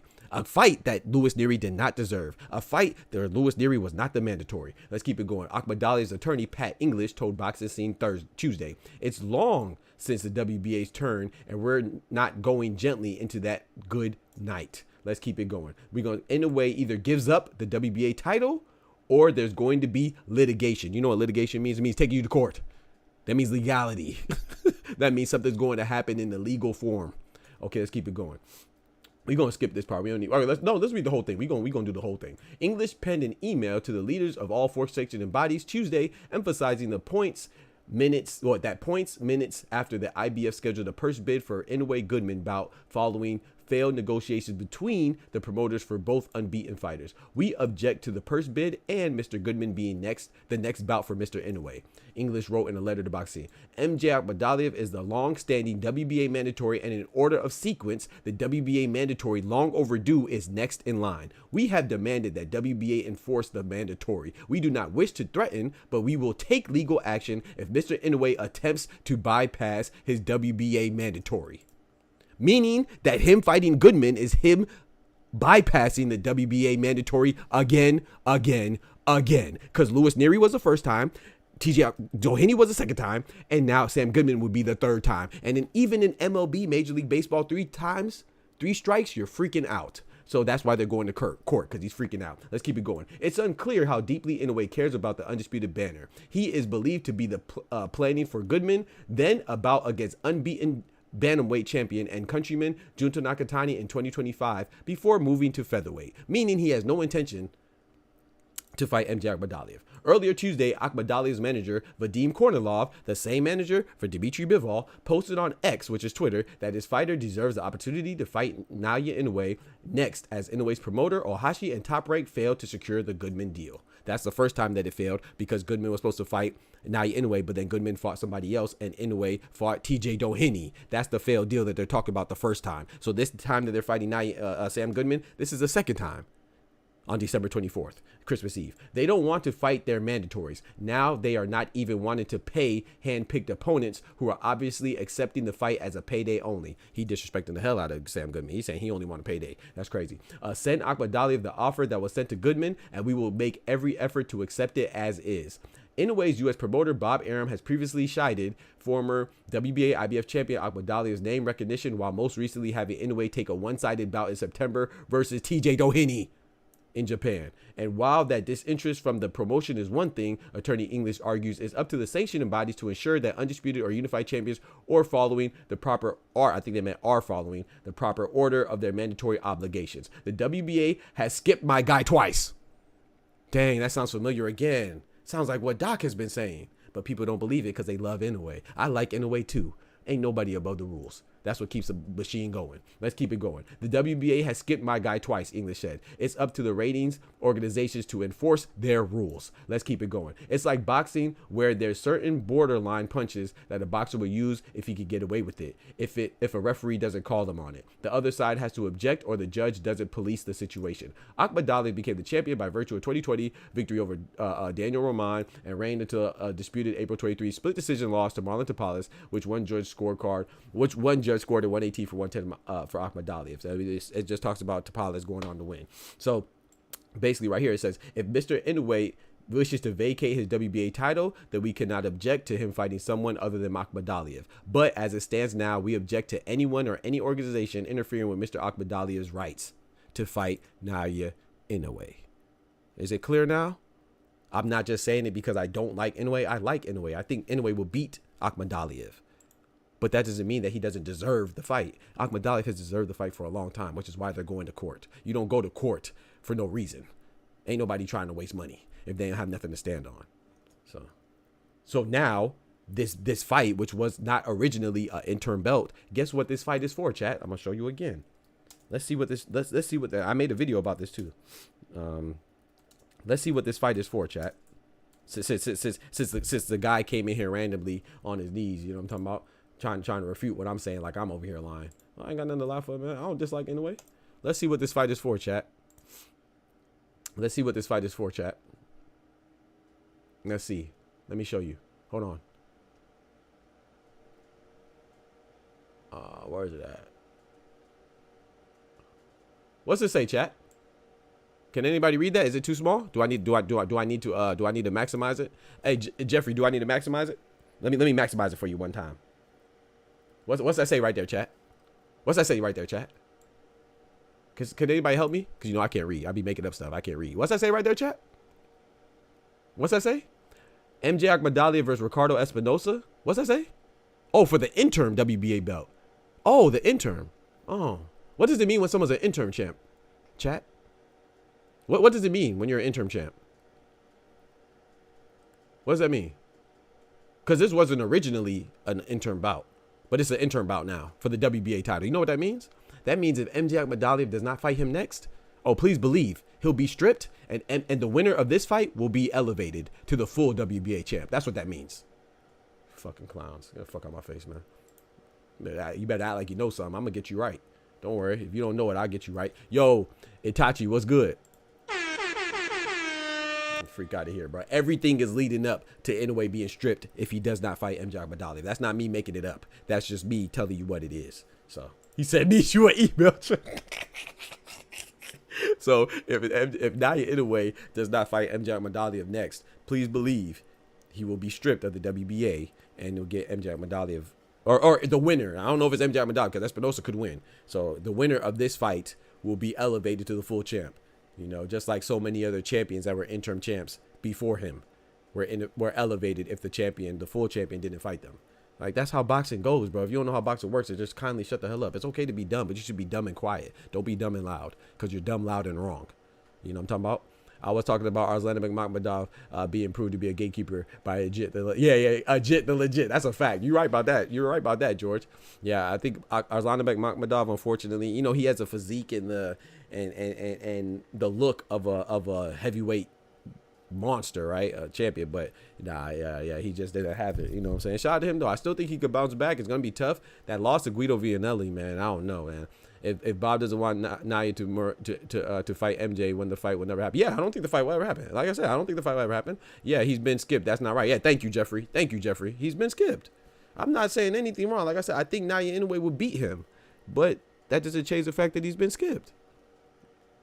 The people get in their feelings because they think that I'm attacking Inoue. No, I'm just saying that MJ Akhmadaliev deserves a fight. You know, when people say he doesn't deserve it, that's a lie. He does deserve it. Probably because Canelo was still fighting mandatories, clone. He said, how come Benavidez didn't go this route against Canelo? Was it the mandatory too? Was he the mandatory too? Yeah, and also, yeah, like what Kendrick just said, he was fighting mandatory still. And I think, now don't quote me, but somewhere along the line, you got to remember too, Benavidez messed up too. So I don't think he could have went the legal route because remember he missed there was a point in time, and I can't remember which one it was, but remember he missed weight once and he was on that coke once, and that messed up his rankings. And then another time he didn't call it in time or something like that. He didn't make a formal decision. So yeah, he kind of dropped the ball too, you know. So MJ Akhmadaliev didn't do anything wrong. That's why I say, and shout out to Oscar, and he said this as well. Literally, this duck, if you're gonna call Canelo ducking Benavidez, then this is worse because MJ Akhmadaliev never missed weight. MJ Akhmadaliev never had a violation. He never had an infraction. He's just literally being skipped just cause. There was nothing that he could have did better. I mean, I guess he could have beat Marlon Tapales. You know, he couldn't have lost, and that would have got him the fight for sure for the undisputed. But you know, ever since then, he didn't do anything. You feel me? You could point to things that David Benavidez dropped the ball on. MJ Akhmadaliev didn't drop the ball at all. So yeah, like I said, I think that's a good fight. But I agree. I don't think that fight's happening. Yeah, I don't think that fight's happening at all because I don't think they want to fight him. Like I said, I don't know. Like I said, he doesn't have to fight him. But once again, let's keep the same energy. Like I said, Canelo's my favorite fighter. You know, Canelo and Tank. Canelo's number one. And Tank's my second favorite fighter. Canelo, I don't knock people for saying David Benavidez should get the fight. I even say that David Benavidez deserves a fight against Canelo. But I also acknowledge that Canelo is in that rarefied air to where he deserves to fight who he wants to fight. Because he's the face of boxing. Everybody, no matter what walk of life you're in, you want to be able to control your destiny. So if he doesn't want to fight him, the fight's not going to happen. But my knock for Canelo is that if you're not going to fight your mandatory, then vacate the belt. I agree with that statement wholeheartedly. So let's keep the same energy. That's all I ask. If now your Inoue is not going to fight his mandatory, that's cool. Fight whoever you want. You're the man. You're the two-time undisputed. You go fight whoever you want. You can fight at featherweight. You can fight featherweight against El Divino Espinosa. You can fight in a junior bantamweight against Bam Rodriguez. But if you're not going to fight your mandatory, give up the belt, just like we asked of Canelo. And if he's not doing that, then why is he getting the same energy that Cinnamon's getting? Because people don't really care about boxing because it's cool to be irate with certain fighters. It's cool to be critical of certain fighters. But then other fighters is not as accepted. You know what I'm saying? So it's a clear. It's like remember that I remember what show it was on. The Boondocks. Remember the little black kid that was in the hood that stole his grandma's car, and they said that he was a future criminal on the news. Remember that? And then the little white kid, he did the same thing, and he ended up on Ellen DeGeneres because he snuck into. They're the same age too. Just one was black, one was white. They're both American.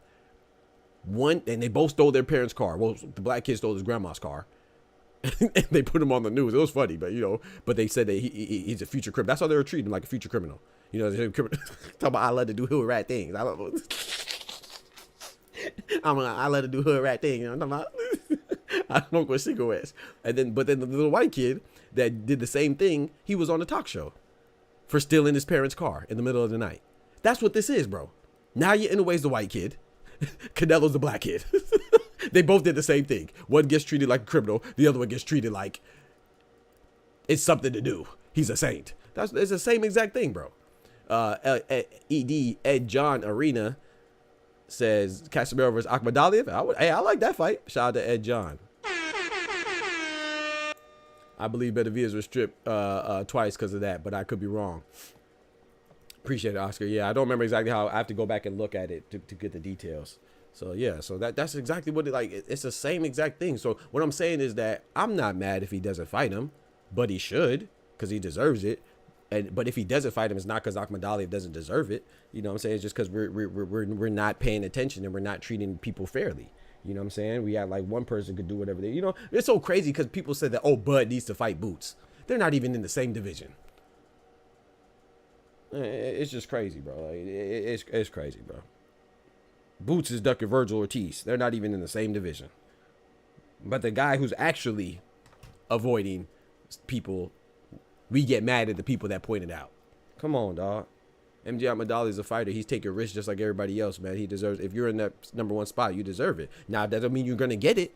But don't say that he doesn't deserve it. Like, that's what Bob Arum's saying. Oh, he doesn't deserve it. Oh, the vice president of Top Rank, Carl Moretti, say, oh, he doesn't deserve it. No, he definitely deserves it. If nothing else, he deserves it.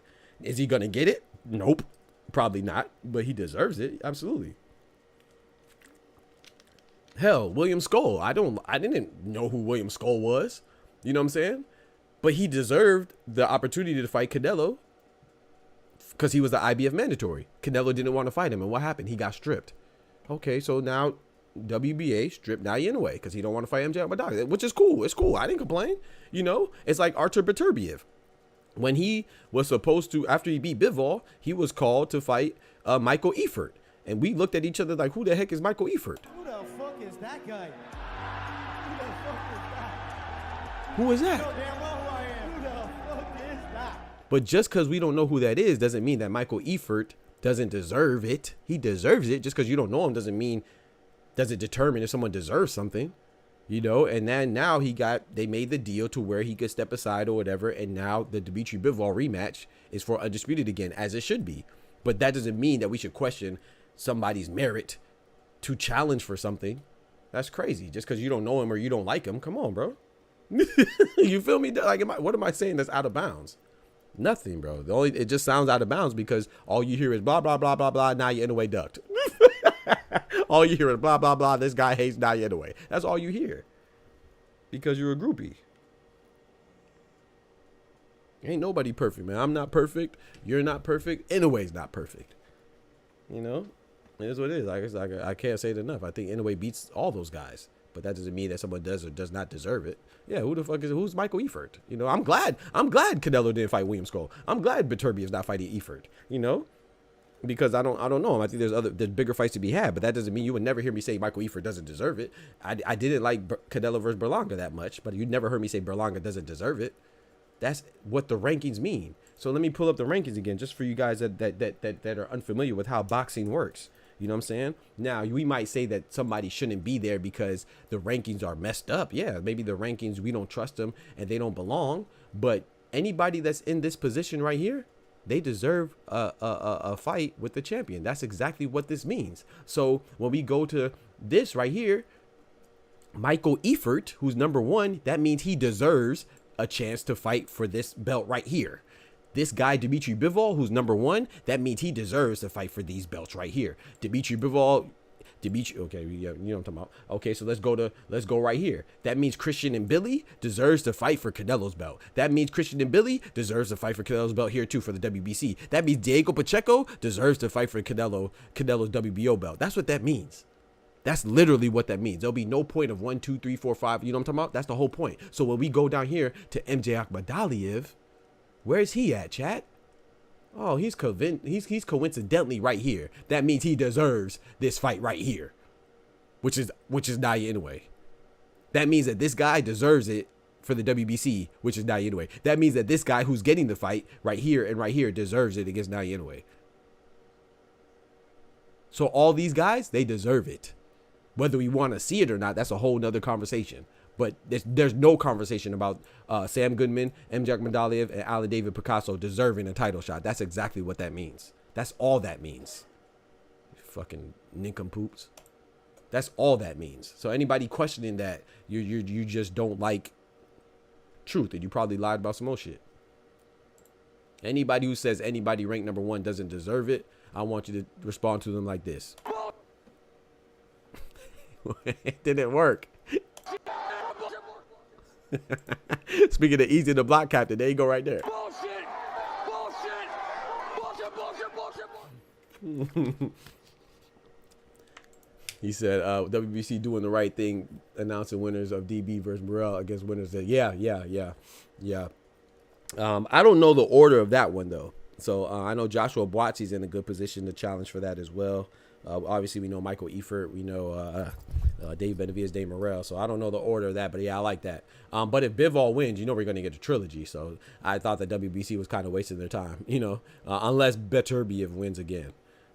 He said Canelo can do what the hell he wants. I agree. He earned the stripes. I agree. If he want to give some shine to Munguia and Berlanga, let him. I agree. Bless the game from small name to big name fight. Exactly. I agree 1,000%. But, you know, if we're going to keep the same energy, you know what I'm saying? If we want to get mad at people for quote unquote ducking, then let's get mad at everybody or don't get mad at nobody. That's basically what I'm saying. You know, you cannot get mad at somebody for robbing the bank, but then not get mad at the other person who robbed the bank just because he looks different or he's from a different place. Like, no, they're the same crime, bro. Same punishment. You know what I'm saying? Same reaction. Same action, same reaction. That's it. But yeah, I think that shout out to David Benavidez, man. Dave Benavidez and Dave Morrell. Shout out to Morrell for accepting the challenge as well, you know, and pursuing the challenge. And shout out to David Benavidez for making it happen. I think that's a great fight, man. I don't know if the win, like I said, if Bivol wins, then obviously we'll get a trilogy, most likely pugilism, but which I know you know. Yeah, if Beterbiev wins, then I think that the winner should get the winner of Dave Morrell and Dave Benavidez should get Beterbiev. However, there's a caveat with that too, pugilism, because like I said, I don't know the order for the light heavyweight divisions as far as the sanctioned body. So Michael Eifert could very much well be next. I don't know. You know what I'm saying? But I know he was called by the IBF. So with that being said, if he is next, it don't matter what the WBC says, because the order of things would be Michael Eifert, unless Beterbiev says, I'm not fighting Michael Eifert for what? He's not worth it. Then he vacates the belt. And then Michael Eifert will still get his opportunity to fight for the IBF. That's just how things should go, you know. That's why the IBF gets on my nerves, because it seems like they single-handedly stopped the rematch of Usyk and Fury from being an undisputed match again, an undisputed rematch, because they stripped Usyk. But at the same time, you got to respect it, because they're one of the few sanctioning bodies that are at least giving people their rightful opportunities, the opportunities that they deserve to fight for a championship. That keeps the ball moving. That keeps the machine going. I think Beterbiev is going to knock Bivol out sometime. I ain't going to lie. Me too. I be thinking that too sometimes, Clone. But Bivol, like I said, I don't know, man.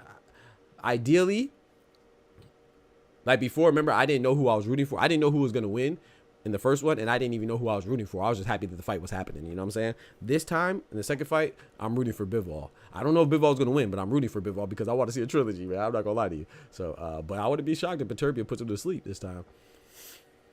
Benavidez struggled against Vazdik. I doubt Bivol or Beterbiev would want to fight a fighter who struggled against Vazdik. I said sometimes I meant this. I got you. Benavidez did struggle against Vazdik. That's true. I think that I think Benavidez and Bivol beat Benavidez. I think Beterbiev and Bivol beat I think Beterbiev and Bivol beat Benavidez and beat Morrell. So whether Bivol wins or Beterbiev wins, I think both will beat David Benavidez and Dave Morrell. But like I said, I still think that fight should happen. And I don't think, Vazdik, you know, Alexander Vazdik lost to Beterbiev. But you got to remember too, Tran, I don't know if you watched that fight, but I can show you better. I can tell you. So Vazdik was up on 2 of the 3 scorecards against Beterbiev. So him struggling against Vazdik is not necessarily a bad thing, because Vazdik was beating Beterbiev until he got stopped, and it was a 10th round. It wasn't like it was like a 5-round stoppage. No, it was a large sample size. It was only 2 more rounds to go when Vazdik got stopped, and he was winning on 2 of the judges' scorecards. Let me show you right here. I'll show you right here.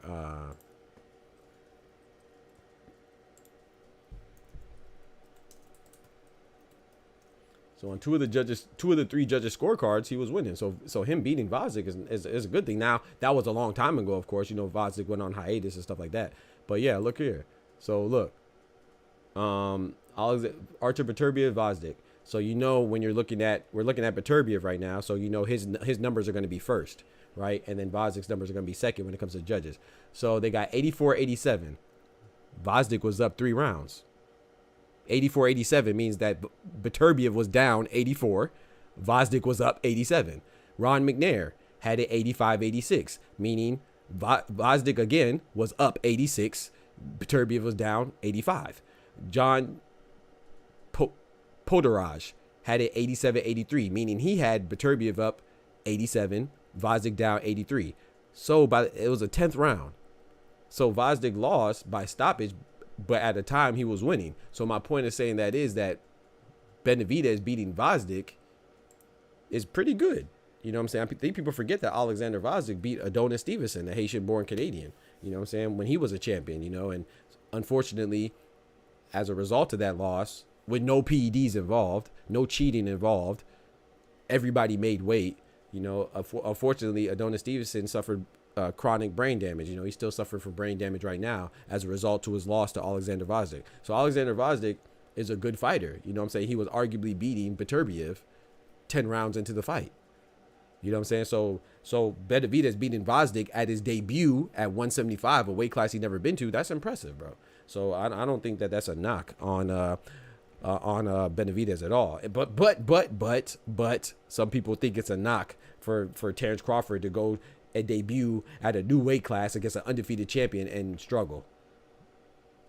So it depends on how you look at it. If you think that Terrence Crawford having a good fight with Israel Madrimov is a knock, then I understand how we could think that Benavidez debuting at a new weight class against a former champion is a knock. You know, but I don't think that's a knock. I think that's a good. You know, that was a tough fight, in my personal opinion. Bivol going to make adjustment. He did trust his ring experience and how to pace his offense. He will make the changes to close out better and still maintain control. Beterbiev less dynamic. I agree with that. But I don't know if that's going to happen. But yeah, I do agree that Beterbiev is less dynamic. But he has that You know what I'm saying? About that power. Benavidez has a better chance with Bivol stylistically. I agree, Oscar. Benavidez is the worst matchup for Benavidez. I agree with that 1,000%. I mean, let's read that again, because my boy preaching, man. You know, when he preaching, he got to pull that GTD chain out, where my boy Ty at. Oscar said Benavidez has a better chance with Bivol stylistically. Yeah. Beterbiev is the worst matchup for Benavidez. Yeah. I agree. Beterbiev adjustment is limited to dialing up more pressure. That's a fact too. Yeah. Which will gas him out quicker versus Bivol. Yeah. And more dependent on a single KO shot. Yeah. I don't agree with that part, the last part. I think Beterbiev, he wins from accumulation of punches. But I get what you're saying. You're saying that he'll be more dependent on a single KO shot. If he's dependent on a single KO shot, I think he loses. But I disagree with that. I don't think Beterbiev, in his defense, I think his boxing ability gets overlooked because of his high KO ratio. I think Beterbiev is an underrated boxer. I do think Bivol is the better boxer, so I agree with you. I think he's more dynamic of a boxer. But Beterbiev is no slouch in the boxing department either. Look how he cut off the ring. Have you ever seen anybody cut off the ring on Bivol like that? That's boxing skill. You know what I'm saying? So I do agree with you that Bivol is a more dynamic fighter, but Beterbiev's boxing skills are severely underrated. You know, but I do think Bivol is a better boxer for sure. But yeah, I think he's overrated. I mean, underrated. Excuse me. We was nervous as the fight was announced. David versus Vajzik. Remember that? Exactly. Talk to him, Dub. Talk to him. We were. Because I was like, bro, a lot of people sleeping on Vajzik saying, what were they saying, Dub? Oh, well, Vajzik was on hiatus. Vajzik didn't fight in a while. Well, Vajzik he just came back and he was gone for 2 years and he only fought 3 people that weren't good. Yeah, but Vajzik was a former champion. Vajzik was beating Beterbiev well into the fight, according to 2 of the 3 judges. Vajzik is a beast. You know what I'm saying? So, yeah, Vajzik is older, but, you know, that Ukrainian blood, you know what I'm talking about? Them Ukrainians go crazy now. We're going to give credit where credit is due now. You know what I'm saying? I think that I wish Lomachenko would have retired, and I would like to see him in more fights, but Lomachenko is a beast. You know, he's the best 18-3 fighter I've ever seen. You know what I'm talking about? But no, Usyk is a beast.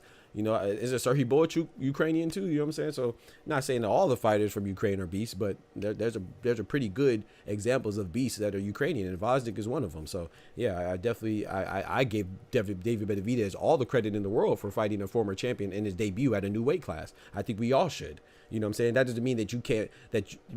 He did struggle. Yeah, he didn't look as impressive as we're used to and accustomed of seeing David Benavidez, you know, one of his signature imposing monster performances. No, but we have to also acknowledge the other part of the story. You know what I'm saying? Context is everything. The context of that story, the circumstances of that story of him not looking impressive is him not looking impressive against a former champion in his debut at a new weight class in light heavyweight.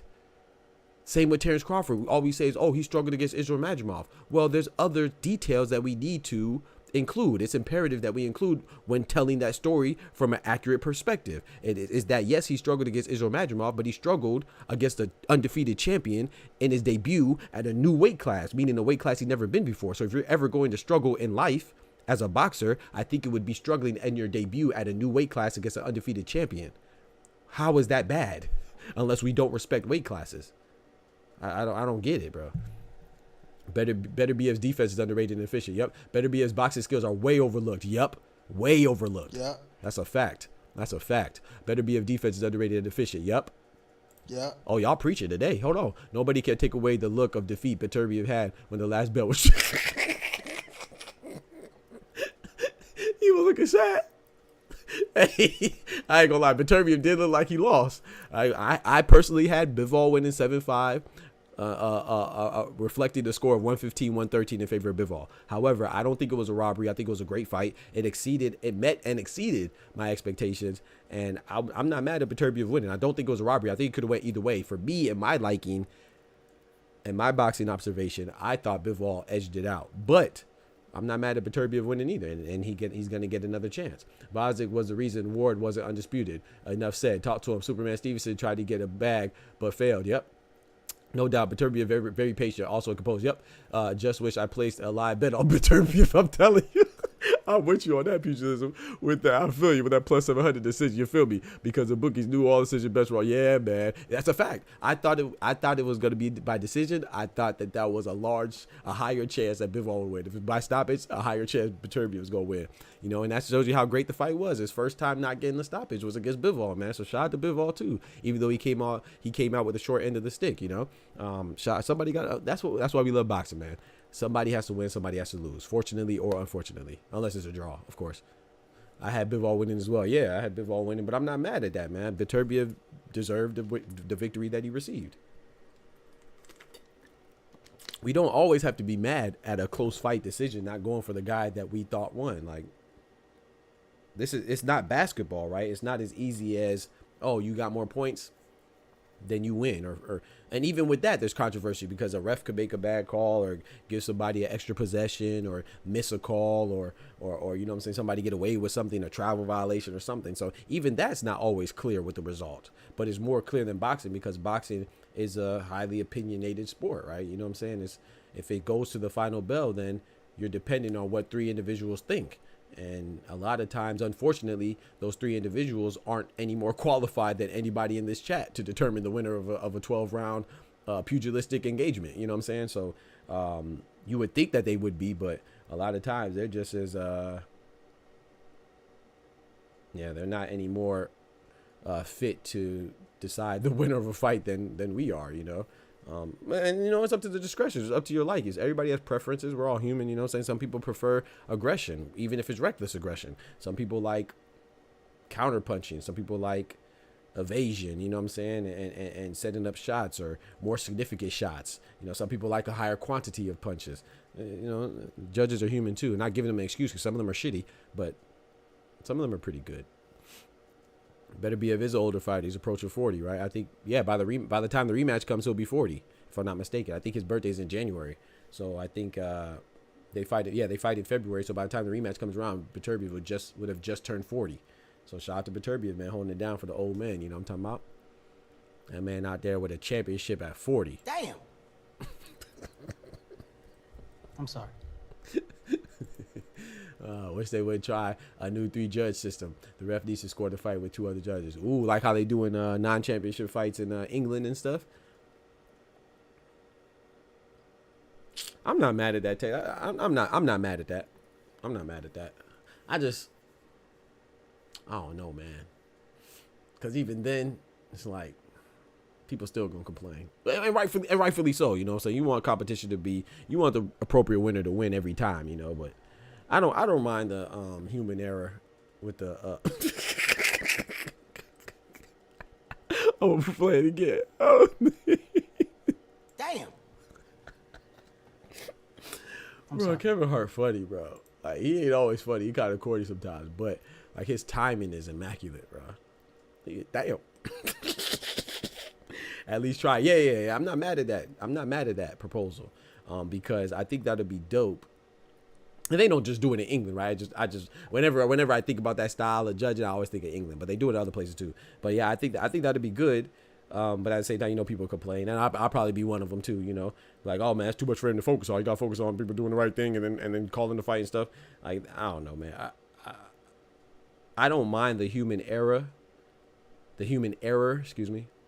I don't mind the human error associated with the judges and their positioning, and the human error associated with the discretion of the ref, whether it's in boxing or any other sport.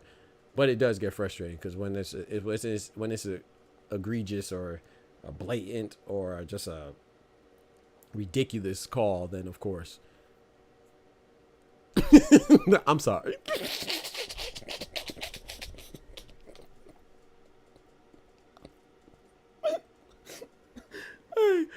Oh man, that joke's too funny, bro.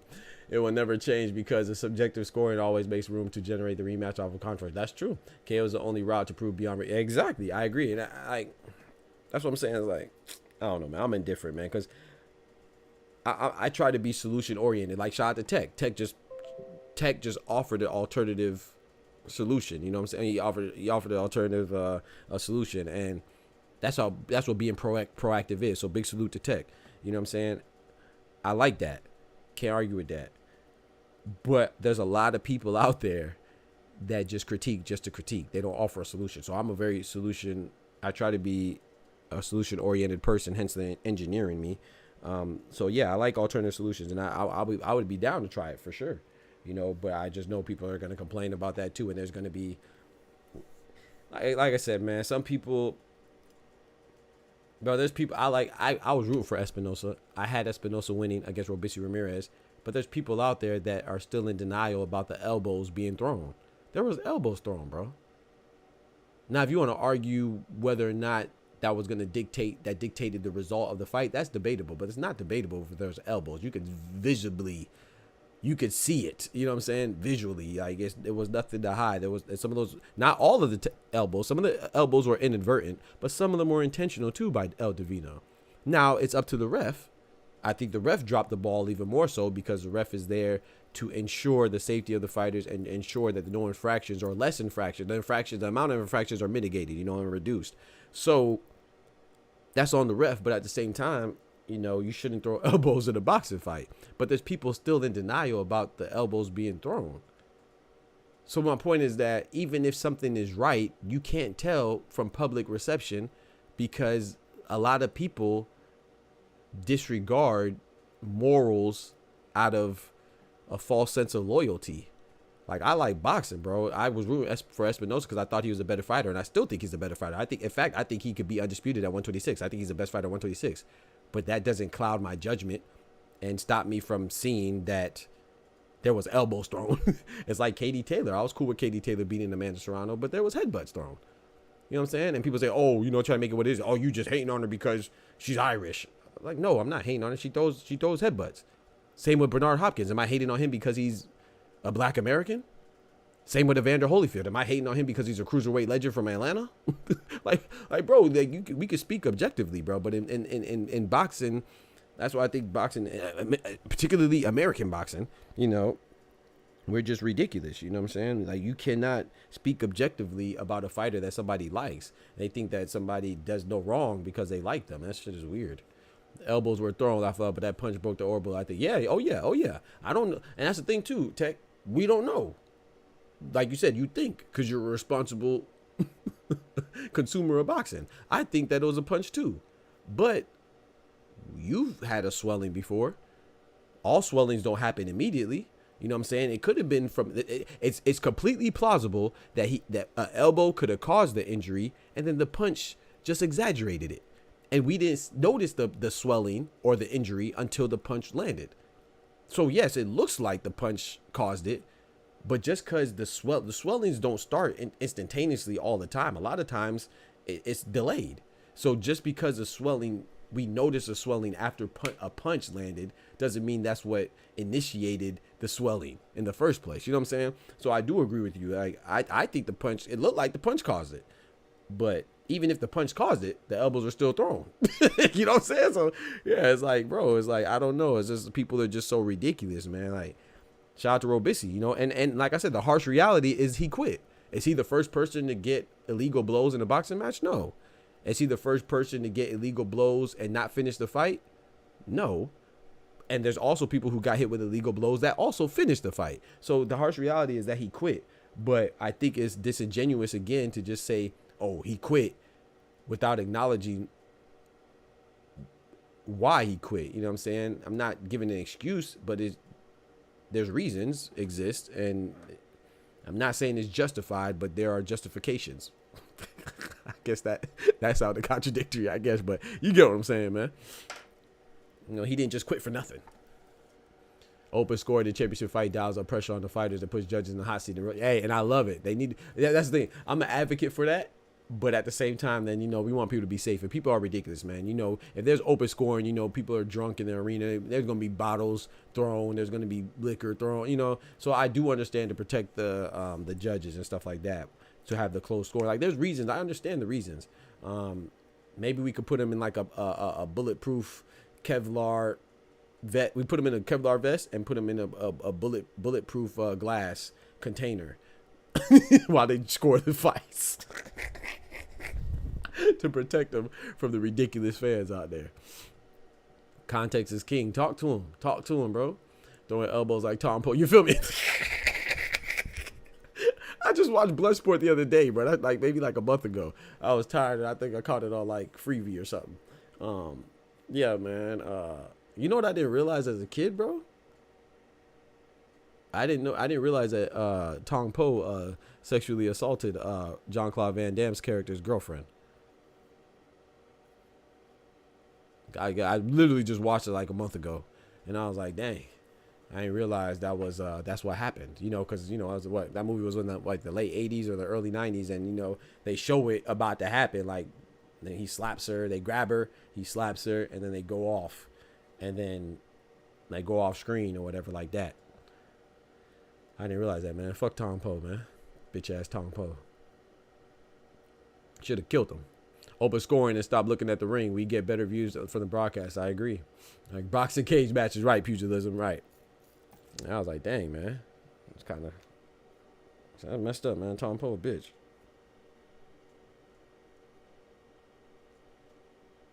Punk ass Tom Poe. That movie still holds up, yeah. They ran him out.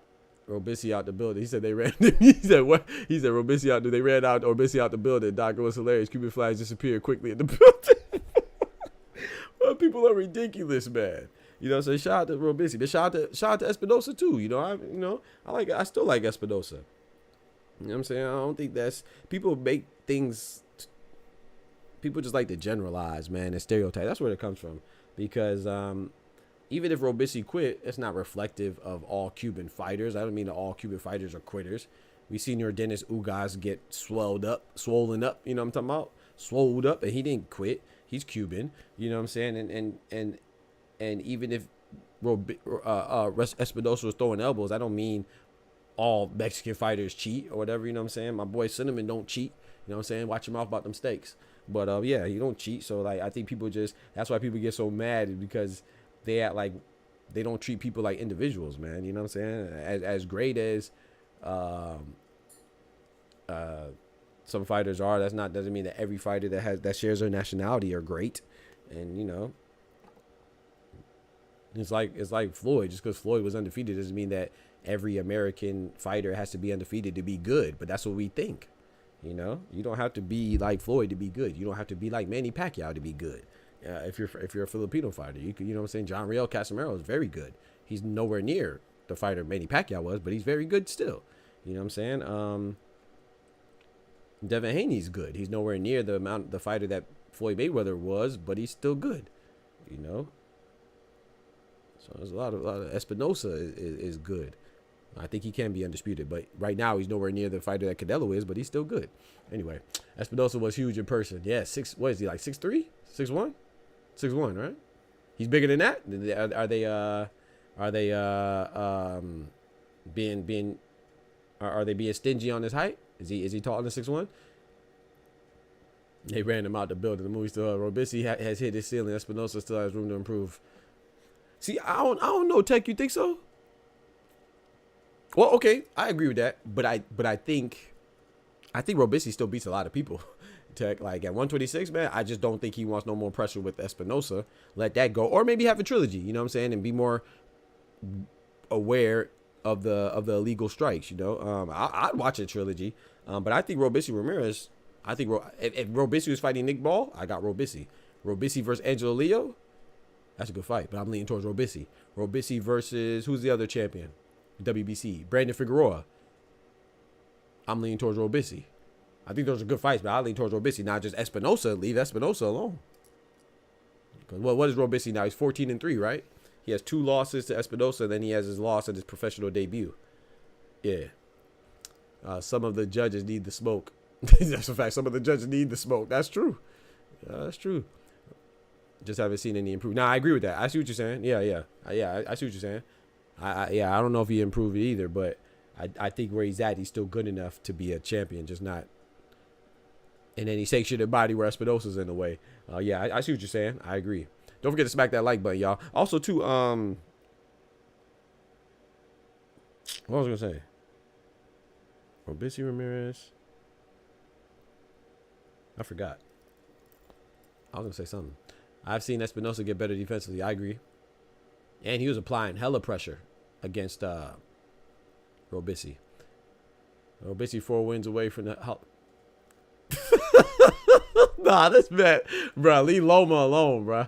Nah, you disrespectful, bro. Here you go. Oh, shit. Yeah, I'm tired of that. It was so disrespectful.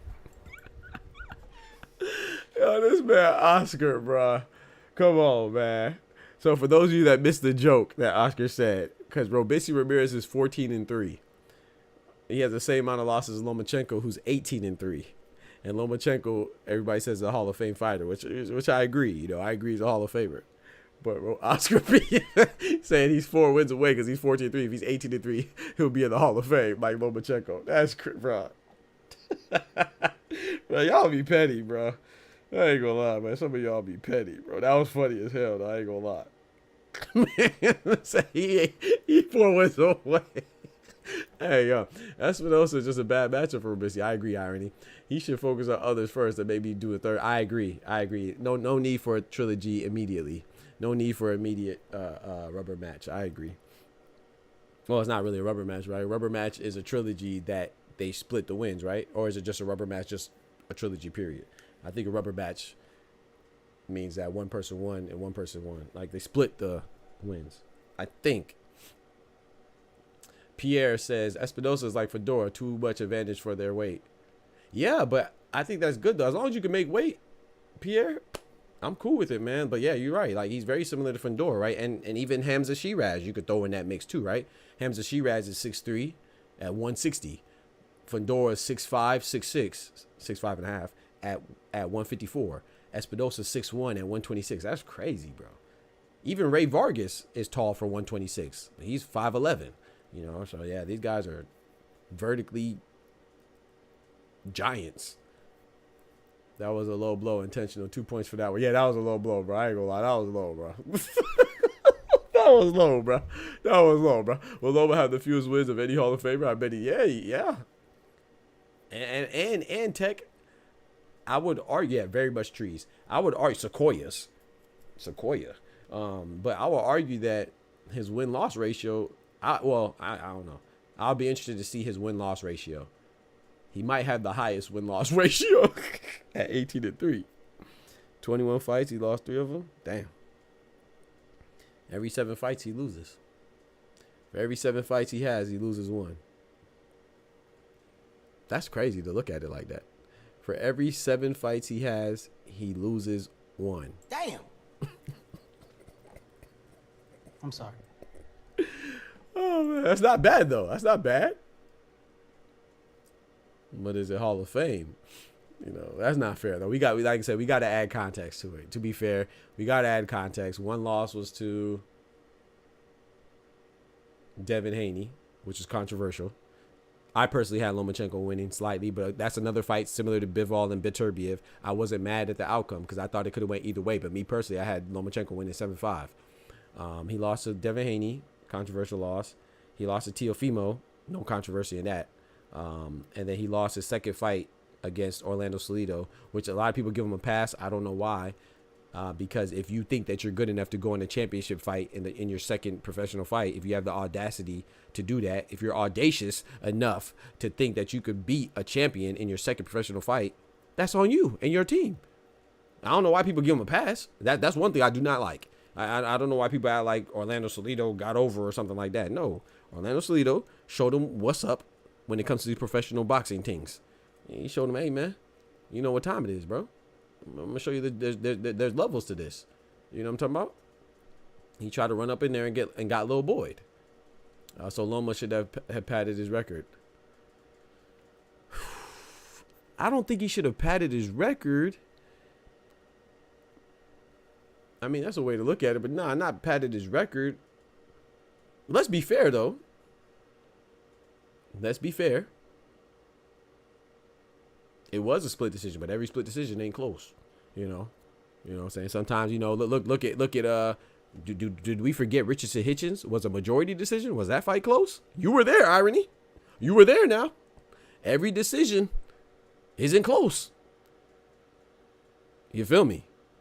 So, and there's some decisions that were unanimous that actually were close. Richardson Hitchens just won by majority decision. Remember, one judge had it for Liam Paul, which is crazy. So, you know. But thought Haney made it a draw by winning the 12th. Okay. Yeah, I had Loma winning. Oscar not lying though. He got that amateur pedigree. Yeah, fact. Yeah, exactly, Kendrick. Yeah, he got that. I'm glad you put that in quotes, in quotations. I don't think that Loma should have padded his record, but what I want to be, like I said, Orlando Salido, he didn't have to fight that. You know, if any, you know, he didn't have to fight that. They thought that he was good enough to beat a champion, and he got rudely awakened. You know, so I don't think that we should expunge that from his record like they tried to do. Like, oh, it was only a second fight. Well, okay, he has an amateur background, an amateur pedigree. He's Eastern European. That's what we say, right? So he should be ready. Number one. Number two, Teofimo, let's not forget now, Teofimo was not expected to win that fight. Teofimo was an underdog. Teofimo was not the favorite. Teofimo became Teofimo because he beat Lomachenko. So we know Bob Arum loves Lomachenko. That was the miscalculation. So I don't count Lomachenko. Teofimo is an okay loss because of what Teofimo became after that, you know, with beating Josh Taylor and stuff like that. But Teofimo was not the takeover until after he fought Lomachenko. So that was a surprise. So we can't say that, oh yeah, Lomachenko fought Teofimo because he was trying to be great. Hell no. You know, that's a good fight. Don't get me wrong. He fought a young up-and-comer, but it wasn't. That fight was not supposed to go like that. Hitchens was robbed of a UD. I agree. And that was a SD judge. Had too much coquito. Facts. That Hitchens judge that scored it by 5 for Paul should be banned. I agree, Tech. That Salido loss was a split decision. Can't wait for Benavidez. Man, me too, Pierre. I can't wait for that fight, man. That's what, February 1st, good Lord willing? So almost at the top of the year, right? Yeah, that's a great fight, man. That's a great one, man. Dave, I have Benavidez. Who you have, Pierre? I got Benavidez. Sometimes I flip-flop and I had Morrell, you know. I think at 168, Benavidez wins no problem, in my personal opinion. But at 175, I just feel like Morrell fills out 175 better than Benavidez does, like, you know, with his physique and his musculature. I think he's, you know, Dave Benavidez look a little soggy, you know. But I mean, Tyson Fury looks soggy all the time, and he's a beast. So that's not indicative of somebody losing. But I just think that Morrell's body's more acclimated to the weight, more appropriately acclimated to the weight. So I think it's a closer fight, and sometimes I lean towards Morrell. At 168, I had Benavidez, no doubt. But at 175, I think it's a very interesting fight. But I still lean towards Benavidez. I got Benavidez by late stoppage. Yeah, I could see something like that. Orlando Salido was a chopped liver either. Dude was a beast. Facts. I like Orlando Salido, man. Shame on Orlando Salido for drunk driving. Stop driving drunk, man. I don't know if it's Uber. I think Uber's in England and stuff, so I think it's international. But I don't know if they have Uber in Mexico. But I'm sure they have a comparable service. Stop driving drunk, man. I don't know if y'all know, but you know, shout out to Orlando Salido, that he made it, but unfortunately, there were some victims of his car crash. He was driving home drunk a couple months ago, and he crashed into a house, and he killed. He didn't kill both of them, but he killed the husband. He drove through the house and hit a sleeping couple, and the husband succumbed to his injuries. Orlando Salido, I don't know how that is going right now in court. I know he was on trial before, but I don't know how that. I don't know if it's come to a conclusion or not. But man, stop driving drunk, man. Don't drive drunk, man. Get you an Uber or sleep where you at. Sleep in your car, whatever. Don't drive drunk, man. Rest in peace to that. Condolences to the family of the victims, and rest in peace to the fallen.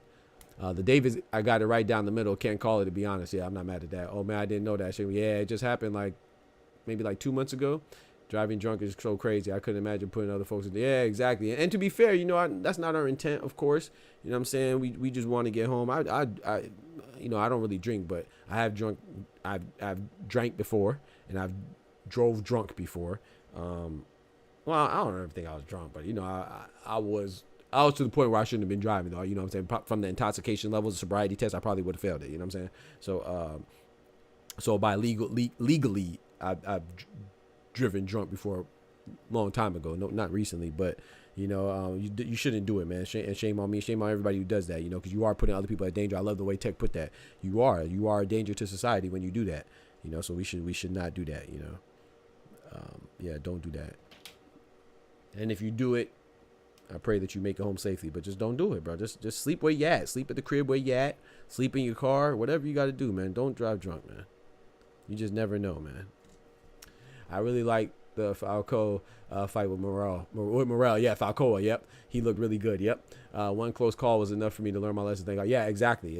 I never, thank God, I never had a close call. But yeah, and that's the thing, right? Because human nature, a lot of times, not everybody, but human nature is to, oh, I got away with it this time, so I'll do it again. You know what I'm saying? Until you face the consequences, reap the consequences. And unfortunately, like Tech said, and like we saw with the Orlando Salido case, you know, you're putting other folks in danger, and unfortunately, it could be the ultimate danger. It could be fatal, you know. So, but yeah, you're right, Tech. We should not do that, man. We should not do that. Yeah, it happened like a couple months ago.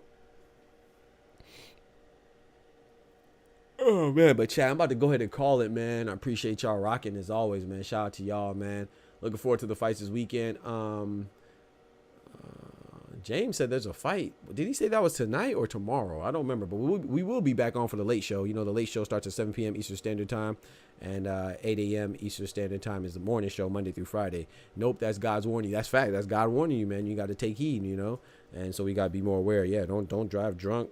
Don't drive high. Don't drive none of that stuff, you know what I'm saying? But especially not drunk, though, because, yeah, don't do that. I think Morel can sleep Benavidez with one punch? Like Saitama? One punch man? I don't know about that. That's a stretch, Pierre, but maybe, yeah, Morel definitely has some pop. But, you know, it's funny that we talk about Benavidez not looking that great against Vazdik. Morel didn't look that great against Hot Rod Kaladzik either, you know. But once again, I don't knock him because that was his debut at 175, and Kaladzik, I don't think was ever a champion, but he was definitely a champion contender, right? He was in contention for a championship, I think twice, if I'm not mistaken. One time against Beterbiev where he got stopped, you know. So there's no shame in that either, you know, struggling against him. So it was his debut. So I think it's a good fight. Maybe he can, bro. Take care. Yeah, man, you take care too, man. Shout out to y'all, man, for coming through, man. I appreciate it. We will be back on tomorrow. Good Lord willing. I mean, later on tonight, excuse me. Good Lord willing. I'll try to be on time this time. I was late today. You know what I'm talking about? But we'll be there, good Lord willing, for the late show, man. Shout out to everybody coming through, man. Shout out to all the members, man. I see Tech in here. I see Kendrick. Shout out to all the members. Shout out to all the mods. And shout out to everybody, man. I appreciate y'all, man. One time for the one time. Y'all know what time it is. Hit that like button.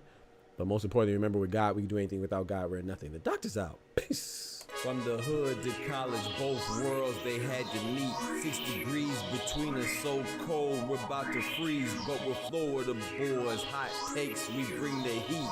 We're moving the culture, the engineers to the streets.